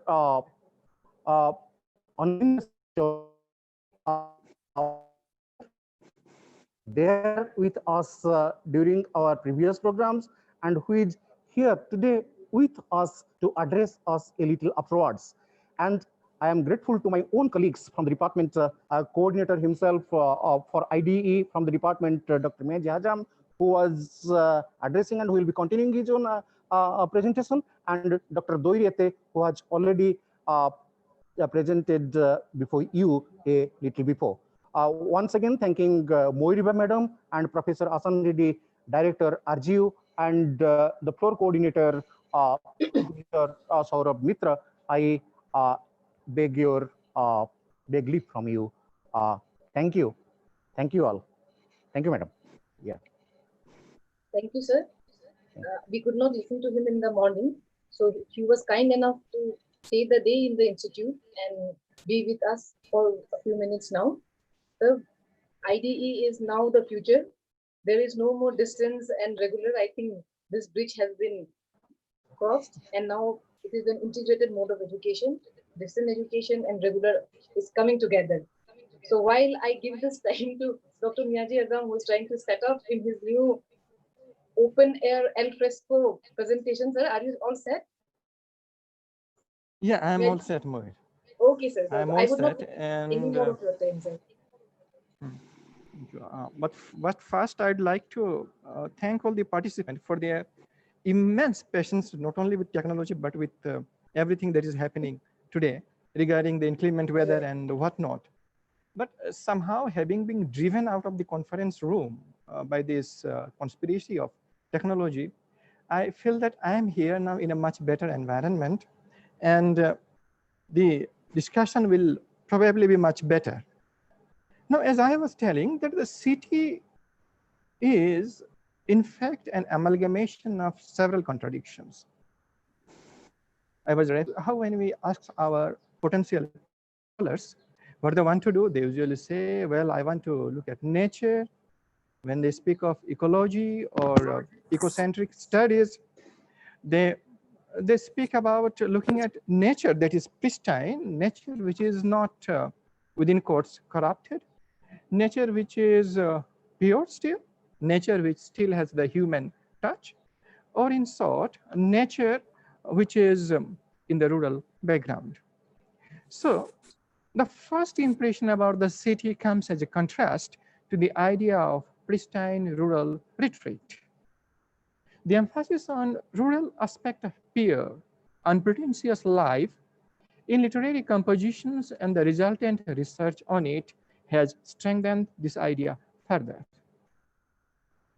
Now, when we look at the city, not only in literature, but in other discourses, other artistic presentations, we can very easily feel that the city has primarily been projected as a space of derision, a corrupting influence, a killer of innocence. And it kills that very innocence that lies inherent in human beings. The city is a lure, a temptation, a siren, which beckons to the innocent man or woman, the innocent youth or the people, brings them, and then devours them up.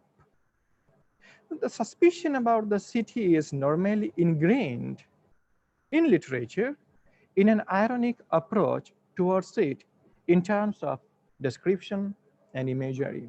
And when we think about description and images of the city, who can forget T.S. Eliot? When Eliot spoke about or wrote about London fog, with lines like, I have not seen, I mean, people being undone by the brown fog of the city or the type of city that he introduces in the beginning line of his The Preludes.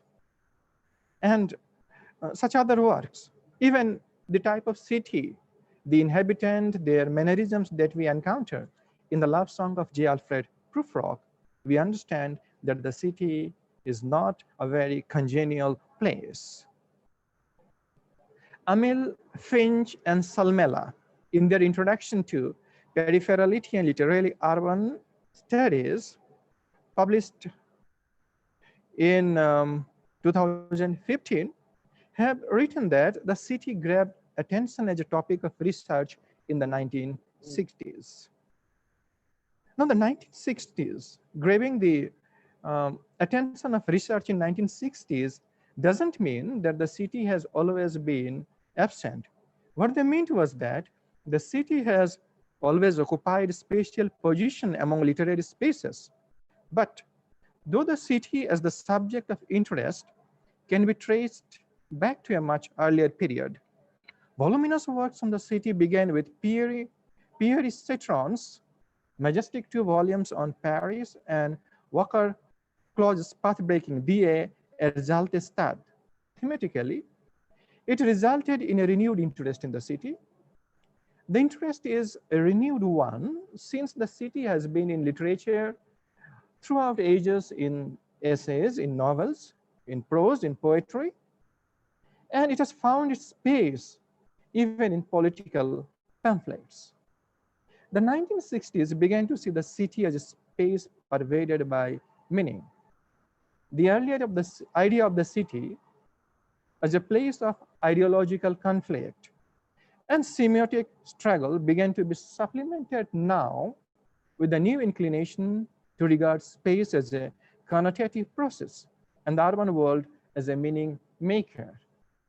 Because earlier, and in most of the cases, what we encounter is that the urban space is a meaningless space. It is something like a limbo that human beings live in, or we can say that a limbo in which human beings pass their zombie lives.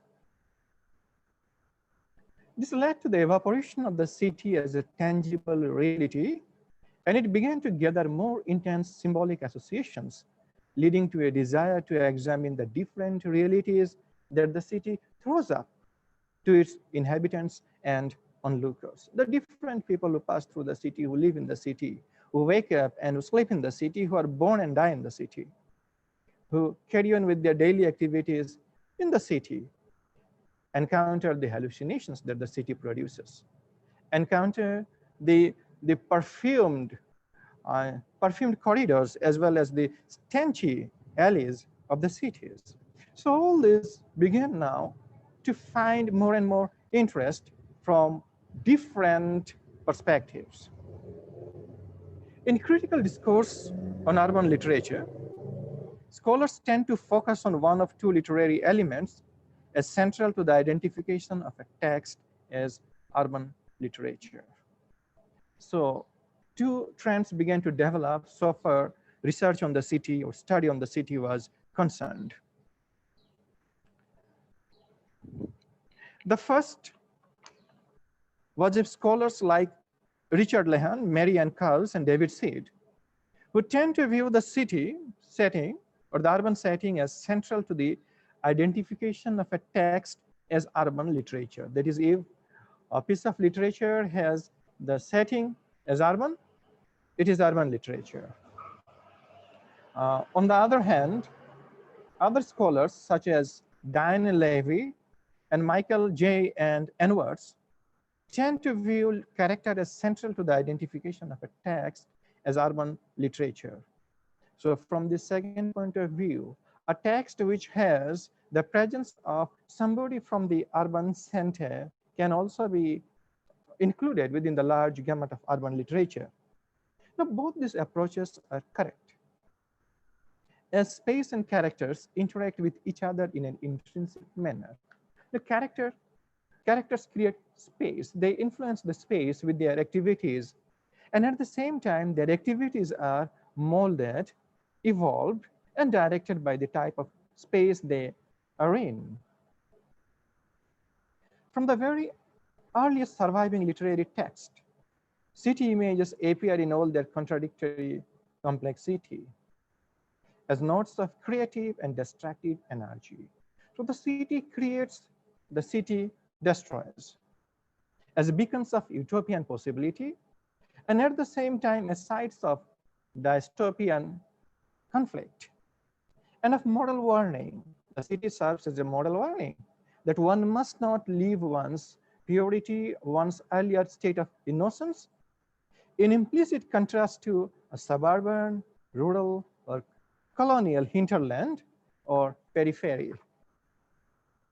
As urban sprawl and the implosion of post-industrial cities have shown, a sense of peripheral urbanity may, however, be as essential to contemporary urban centers. At the same time, some of the most interesting urban phenomena are being acted out in what was formerly considered the periphery. So the city is extending, the city has extended.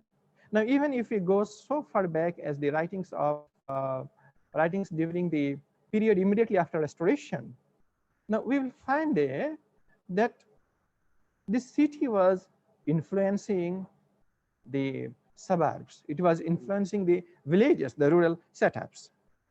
In Europe, it was redeveloping urban areas. In China and in developing countries, megacities arose in regions that until recently were barely urbanized. So first industrialization, first development of mercantile economy began to come up with the expansion of the city. Literary urban studies, with its traditional focus on the imposing capitals of modernity and postmodernity, has so far remained underdeveloped in its engagement with these new developments. But there are still sites as researchers that we can explore, that we can try to find out and work on.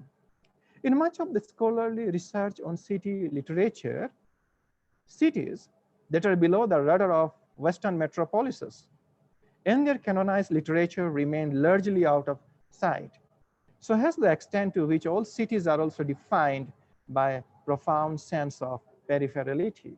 So a profound sense of not belonging to the center or being laid somewhere out, not being very urban, or to miss the urban swag is missing. And there is also a tendency to come and join that peripheral, come and join the center from the periphery. Now, regarding these approaches, Palgrave started an entire series of literary works called Literary Urban Studies. Now, this connection of Palgrave with Literary Urban Studies series is a testimony to the rise of critical interest in the city. But the focus of my talk here will be an analysis of the city as the potential site for literary research. The idea is to argue for a literary mediation on the representation of urban conditions from an interdisciplinary methodical approach. The discussion will be mainly concerned around the idea of urbanscape and elements of urbanite structures in their myriad representations, whether it is in fiction or in poetry. Urban geography, urban planning, urban ecology, and urban cultural encounters make as much viable subject for research as the interest in their contrasting counterpart, the rustic or the non-urban milieu. So my point here is to draw attention towards the nitty-gritties of urban life, the very small things that we take for granted, don't pay much attention to as being highly capable of serious literary research. In fact, I would say that the city demands a very, very matured exploration, a very matured interpretation when it comes to research. Charles Lamb, in one of his essays, has written that he feels more comfortable in London than countryside, and that he was a man of the city and would feel out of place in a rural setting in which several poets and authors have found so much of peace and inspiration. Thus, poetic and creative inspiration comes from the city too, not just from its achievements in architecture and finds also from its slums and innumerable faces that pass in the daily fare of struggle for survival, or the rat race of conforming to the ethics and models of the city. So the common man who is caught in the city can also be a subject of research. So, however, the cruise towards the city has usually been a mixed one, with which I began my discussion. It began almost as one of binary opposition in the Middle Ages, but the animosity towards the city slowly petered out and a new sensibility began to set in. This sensibility is that of a sympathetic understanding and appreciation of the struggles and token successes that the city has to offer in its daily activities. That the city, though we may look at it as a devilish place of existence, also knows how to avoid its keep their lives out there. So it is how we relate to the city that determines our understanding of and view of it. And our relation to any space is never static, keeps on growing. Spaces grow just as our relationship with spaces evolve. Space is never static, spatial, mobile. We carry our space around us. We change the space that we inhabit. We are changed by the space that we inhabit. So it is always a continuous give and take relationship between the space and the one who occupies or one who is within that space. And the same can be said.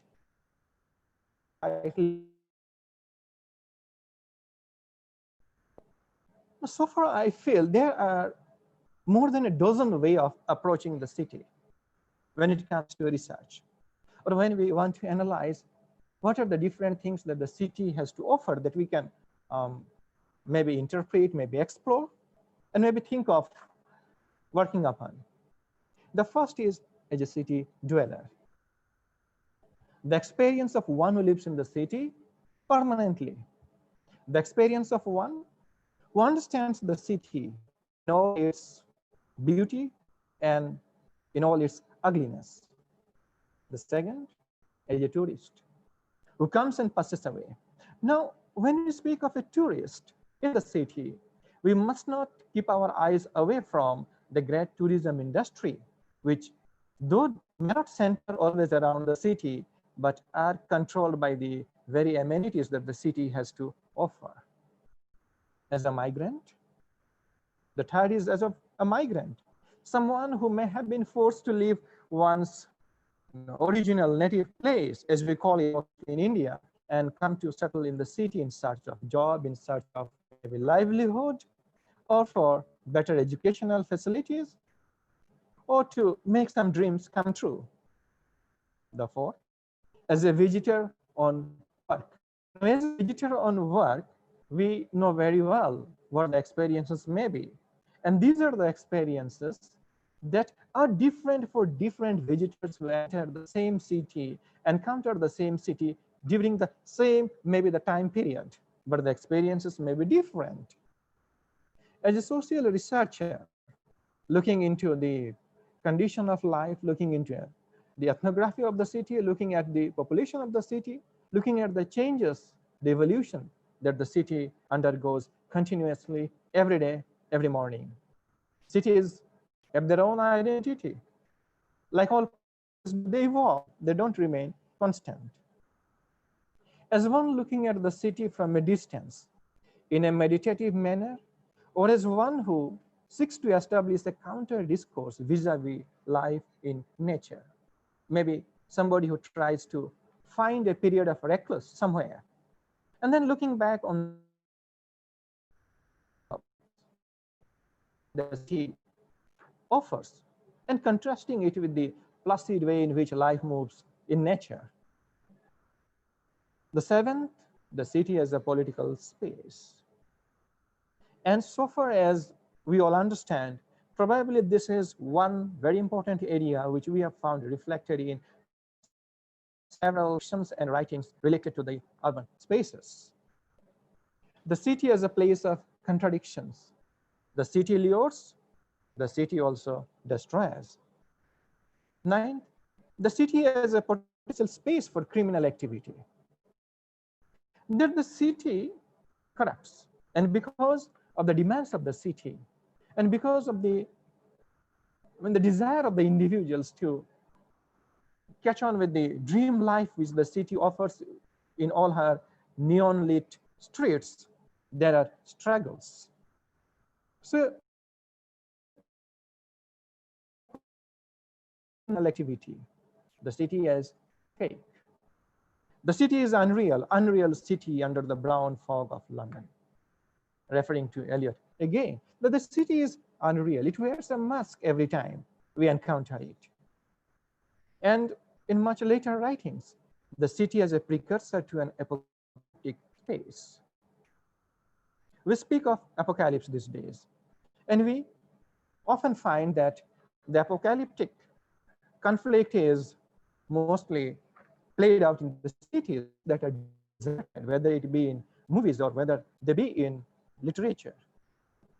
The moral dilemma in the city, that the city produces a moral dilemma.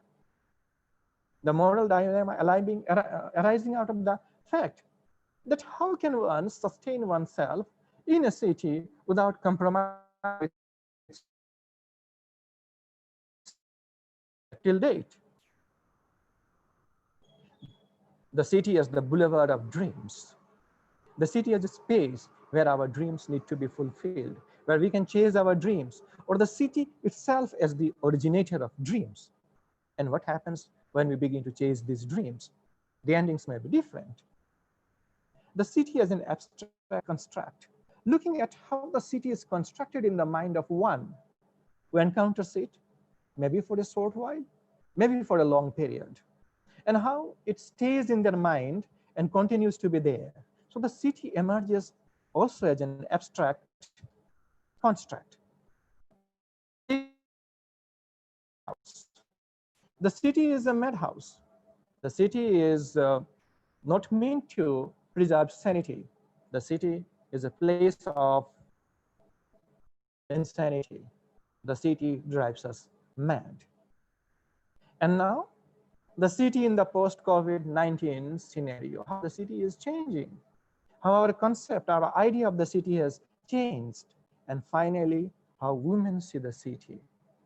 Though I have included the gender issue as my last point, it doesn't mean it is the least. It is a very, very paramount way of looking at the city, interpreting the city, and at the same time, trying to see how the view of the female merges with the view of others, and how she posits a different interpretation of the city. John Gannon in 2002 wrote, "The city is one of the great subjects of literature, both ancient and modern. Not surprisingly, the study of the city in literature is a mature enterprise. Hundreds of scholarly books are devoted to the representation of the city in specific works or authors through various periods. Now, the scholarship regarding the city has relied on a certain conception of the city, on the stark distinction between the city and the country, resolving itself into the themes of urbanism and anti-urbanism. But the notion of the strict separation of the urban and the rural, embodied in such iconic images as the walled city of the Middle Ages, the fortified city of the 17th century, the Puritan stockade staring out into the primeval forest, even the smokestacks of the industrial city, viewed from the refuge of its hills, has given way to urban conglomerations that can be mapped only by satellite, a landscape in which nature is preserved only by culture." So these are some of the very important observations on how the city in literature has always been a very mature enterprise. The exploration of the city as a site for research is fraught with methodological challenges. This complexity is the result of the city as a complex space in itself, and yet a space consisting of several constituent parts, where each constituent part requires a different and at times a combination of several approaches to understand its dynamics properly. Just as baffling and at the same time eye-catching sights the city provides contradictions, it also poses for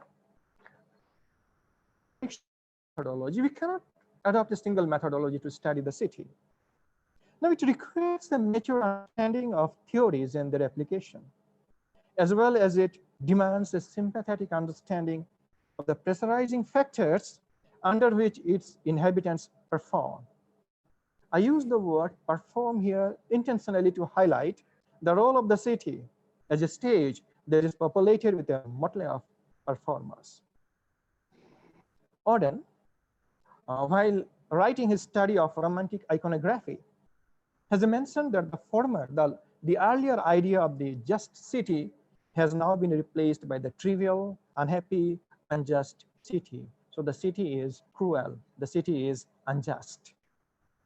This romantic attack upon the city derives from a fear that the very growth of civilization must lead to a violation of traditional balances between man and his cosmos, which is again seen as a Faustian act, leading to a transgression of the natural or divine order. That however much man may create a parallel nature in the city, an urban parallel nature. It will always be in conflict with the divine order that God or nature has ordained in the or non-urban landscape. But Dickens shows us one very interesting aspect of the city. That if the city is indeed a pest hole and a madhouse, it is also the greatest show on earth. Continuous performances, and endlessly changing cast. The city is never monotonous. The city is very, very dynamic. Now we must remember that our modern disgust with the city is foreshadowed in the 18th century novelist. Smollett was a connoisseur of sewage. As Matthew Bramble cry out upon the separations of birth, where Matthew Bramble says, imagine to yourself a high exalted essence of mingled odors arising from petried gums, imposthumated lungs, sour flatulences, rank armpits, sweating feet, running sores. In London, Bramble feels himself lost in an immense wilderness, the grand source of luxury and corruption.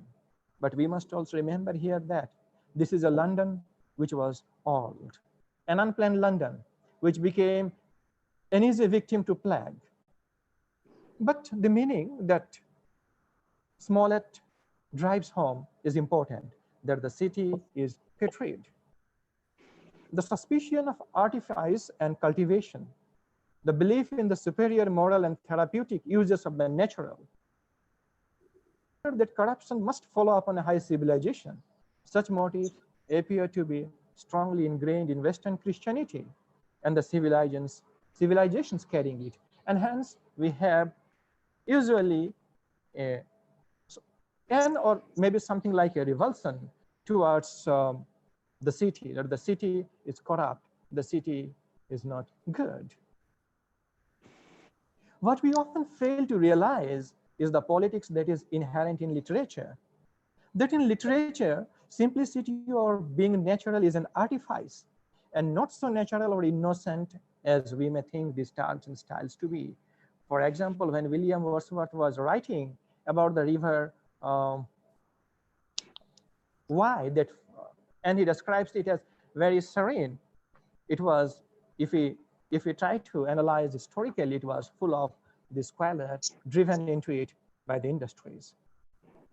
The city, we can very well understand, allows for the applications of Bakhtinian idea of the polyphony. The city has several voices that it throws up. It provides literature with a new range of vocabulary, and the study into the same would surely establish for a wonderful comparison into the domain of comparative studies, both in language and literature. Thematically, it can be both linguistic as well as literary researchers. The encounters in the city can turn the mind of the protagonist into a map of tumultuous thoughts and impressions. And this can be the beginning of psychological interpretation into the city. Now the question arises, is the city a hell? Or are its slums a vision of the different hells? Physical and psychological presences. Well, they may be, they may not be. They may not be just hells, but they may also be purgatories through which we come around better after our suffering is over. Together with what I have called the myth of the modern city, enemy of man, pest house, prison, there appear in modern literature at least two other significant visions of urban life.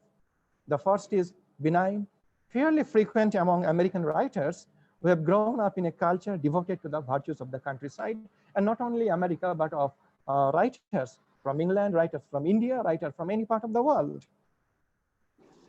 For Henry James, the city serves as a token of the possibilities for a high civilization.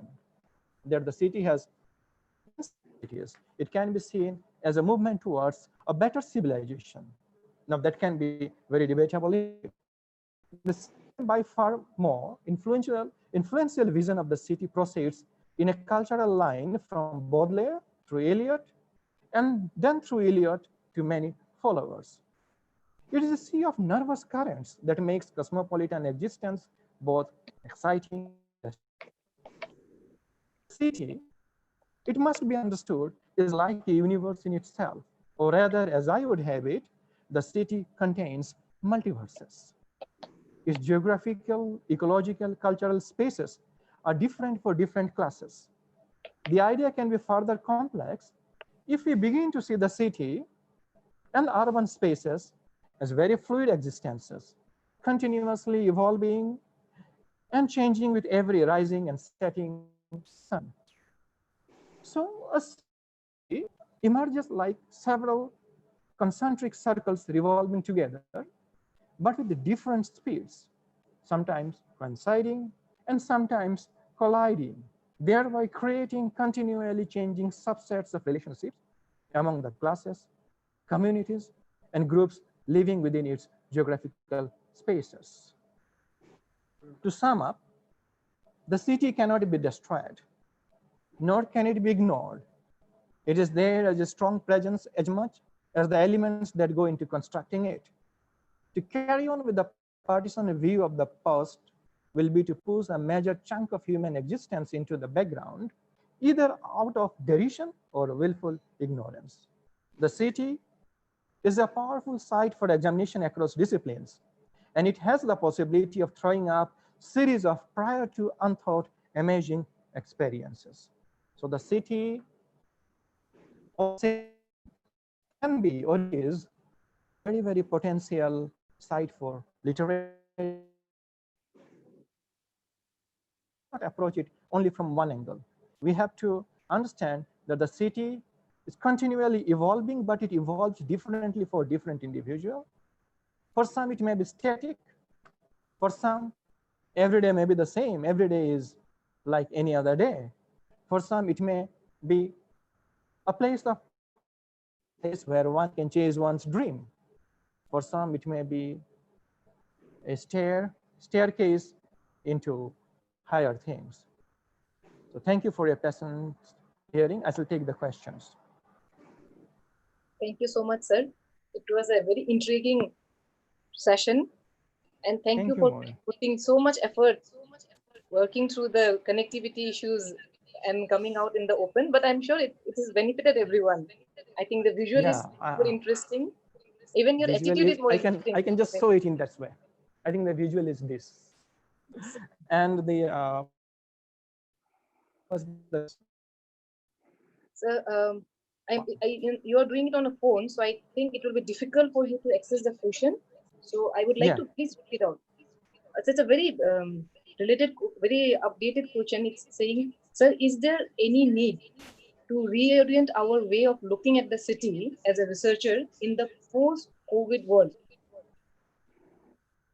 It definitely is there any need to reorient our way of looking in the post-COVID world? Yeah, we have to look at the city, not only the city, but rather I would say at all spaces now. The native and we have seen in the newspapers how people who were returning from the city and were trying to enter their home in a place were not allowed to do so. Some had to spend nights inside vehicles, some were beaten and chased away. So the city is now being carried via the body.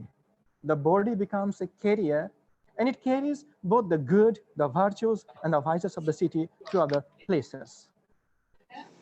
When we look at the city in itself in a post-COVID-19 situation, well, I was speaking of hells, different hells there.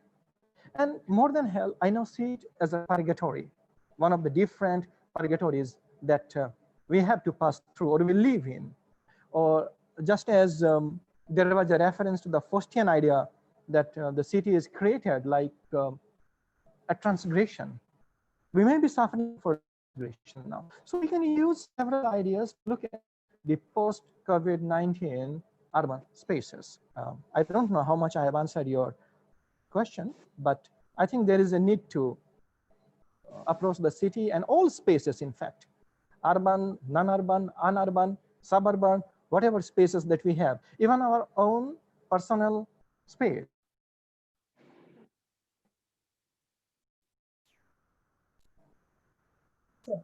Thank you, sir. I think that's the way to put it. Everything needs to be relooked now. Everything has changed for us.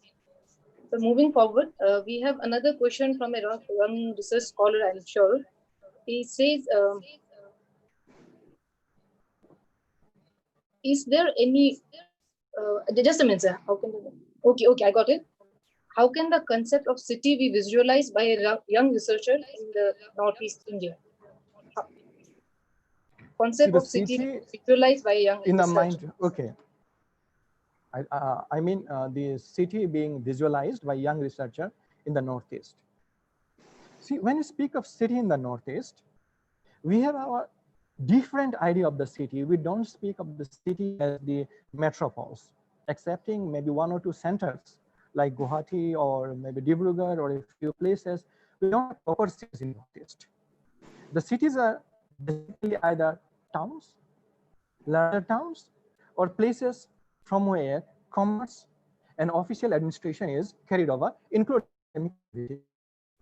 So when we look at Northeast, the Northeast itself poses a very separate way of cannot easily use cities or analyzing the cities in what we call mainland. Of course, in I'm not a very much big supporter of the term mainland, and I would like to supplement, not supplement, to substitute the word mainland with beyond Northeast in India, the other parts of India. Developing Northeast has a very different history. We have to keep in mind how the development has gone historically, and at the same time we have to see how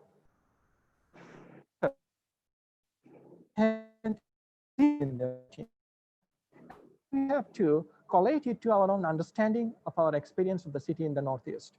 Now, I'd just like to refer to the later writings of Tem Sulao. In the later writings of Tem Sulao, when she writes about the city, especially about the coming of democracy, I mean the politically institutionalized democracy, voting, election, and everything, she doesn't show the city as a very good place. And there is a continual contrast between something like a pre-city past and a post-city or post-urbanite existence. So we have to take all these things into consideration and then approach the city in the Northeast. Thank you, sir. I'm sure it answers the question completely. Sir, if we can take one more question, if that is okay with you. Yeah, sure. Please okay, this last question, this will be the last question for today. And this question is like a culmination of the 2 sessions. It says, do you see globalization as a threat to the indigenous cultures? And how can they coexist with modernity and preserve their culture, as well as the Northeast culture, which they're saying special reference to Northeast.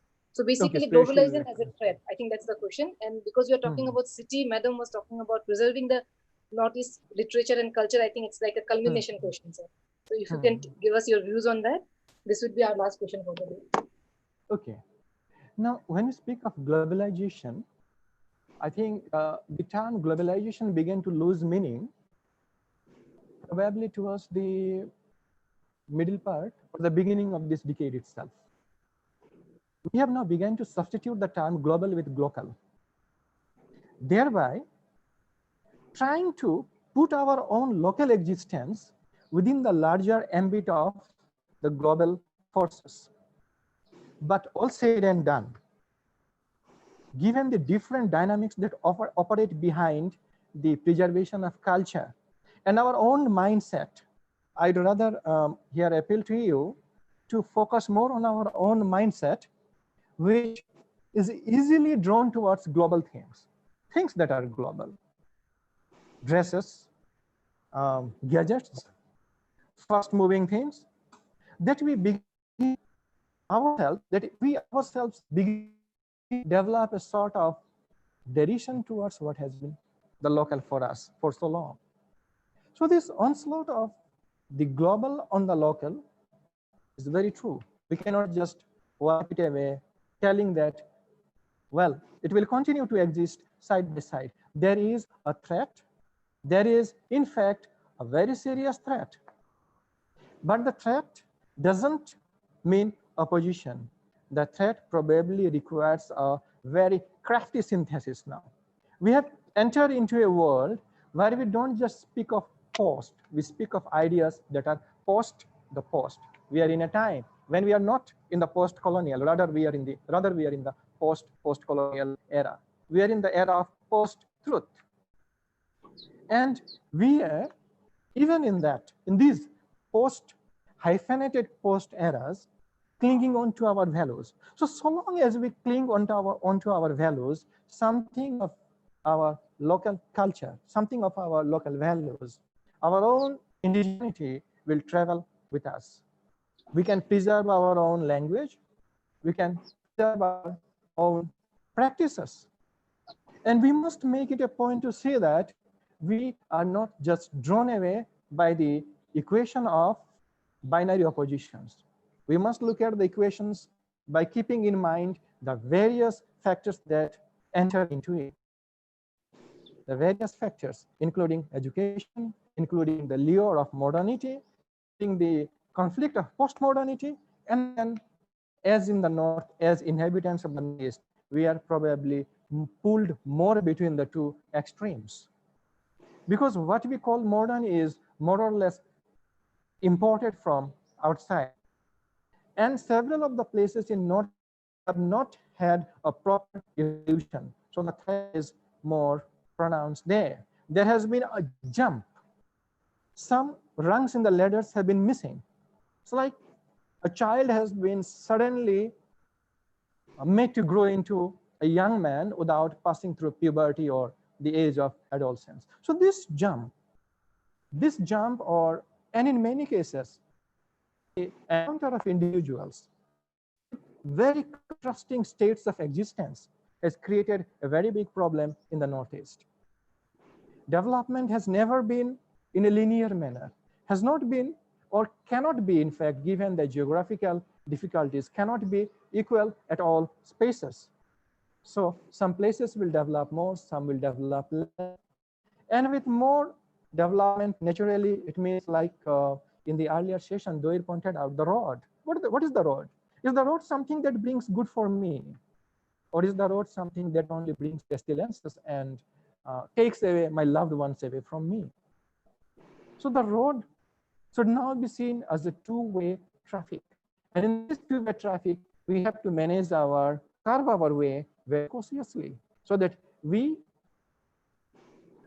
preserve our own culture, and at the same time, we do not negate completely what is good in others. I think this is the best I can say. So that is the absolutely best you can say. I think it is our, like you said, it's a very well put, it is our own thought processes. We have to not be drawn to the global ideologies. We have to be updated, but not been completely blown away by it. Think global, act local. This I think that. Yeah, I'd just like to interfere here and tell a line which Gandhi said. I shall keep my doors and windows open, but I refuse to be blown away by the wind that enters. So this is what we have to do. We have to take the best of the worlds and be careful how much we take of what. I'm sure whoever asked the question satisfied with it. It was someone called Redmi in the chat box, so I don't know who it is. I cannot take your name, but thank you so much. And yeah, I could see that message. Yes, the question was from Mr. Redmi. So I hope that is well answered. So on this note, sir, I would like to thank you so much for being with us today, not just for the talk, but for your help coordinating the event, and more importantly, for being a constant support to the Institute of Distance Education and the efforts that you put. My pleasure. My pleasure. Education forefront, not just as a regular teacher. He's someone who, for anyone who's listening, he's working in the Department of English. So he's a full-time faculty there, but he equally spends time in Institute of Distance Education, making materials for our learners. So he's been the greatest help that we can have. So anyone who can see me clapping, may please clap for sir once. Saurabh, can you? Thank you so much. Thank you. On that note, we conclude today's session, and for that, I would like to request Saurabh Mitra, who is our co-coordinator of the event, to please give the vote of thanks. Saurabh, over to you. Thank you so much, ma'am, for giving me the opportunity to thank everyone. There have been a lot of technical issues, but we have figured it out. This is probably the way forward in these times. So there are a lot of people I need to thank. I will try to thank most of them, but if I miss some names, please do take my apologies. With permission from our director, sir, Moin ma'am, Niaji sir, Doyate ma'am, and in absentia, of course, Anindya sir, I would like to propose the vote of thanks. My first thanks goes to our Honorable Vice Chancellor sir, Professor Saket Kushwaha. He has given us continuous support for organizing these kinds of programs. My next thanks will go to our Pro Vice Chancellor sir, that is Professor Amitabh Mitra. He has also been a part of all the programs which we have organized. I also want to take this opportunity to thank Professor Tomoriba sir, the Registrar of Rajiv Gandhi University, for guiding us all the time. I would also like to reserve a special thank for our director sir, Asan Riddhi sir, Professor Asan Riddhi sir, who has been helping us out. Even with so many technical issues, he was moving here and there, even in his very busy schedule, and helping us out.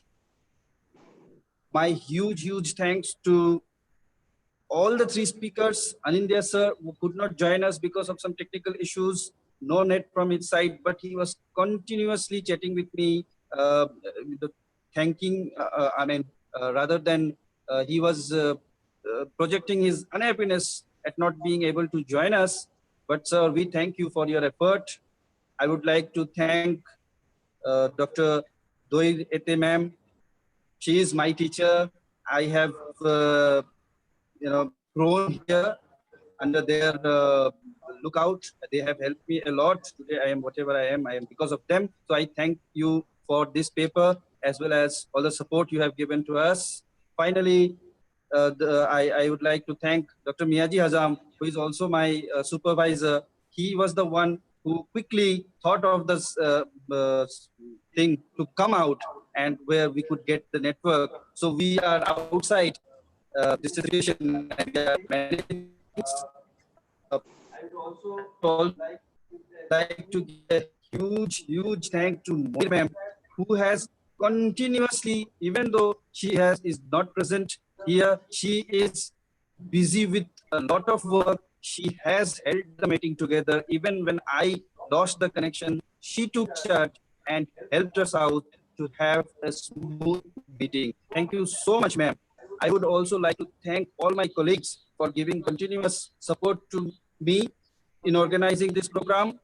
I believe that all of us have enriched from this program. I would also like to reserve special thanks for two people. That is Pradhanji, who is our computer expert who helps us in everything. And I would also like to thank Ali Bhaiya, who also helps us in everything. So a special thanks to both of you. And finally, last but not the least, I would like to extend my huge thanks to the participants who, in spite of all the technical issues, have been there patiently. Even now they are present at 1:28 p.m. with all the technical issues. Thank you so much, everyone. With that, I would like to end the program with my formal thank you so much. Thank you so much, everyone. Thank you. For the benefit of everyone, I would like to share the feedback form would be given in the WhatsApp groups. I would like to repeat again, the feedback form would be shared at 7 p.m. today in your WhatsApp group. Who have not joined, please go to your mail, check the link and join the WhatsApp group. It will be shared at 7 p.m. today. So don't get worried, don't keep writing in the chat box, where is my feedback form? So it will be with you at 7 p.m. We'll see you all tomorrow. Whoever wants to join, tomorrow is our day for history. We will be joining again at 10:30. Anyone who is willing to join the program, 10:30 tomorrow. Same link, same password. Please do join us if you are interested to listen to 3 wonderful speakers that we have lined up for tomorrow. And the feedback link in the WhatsApp group at 7 p.m. On that note, thank you everyone. I am going to close the meeting. Thank you.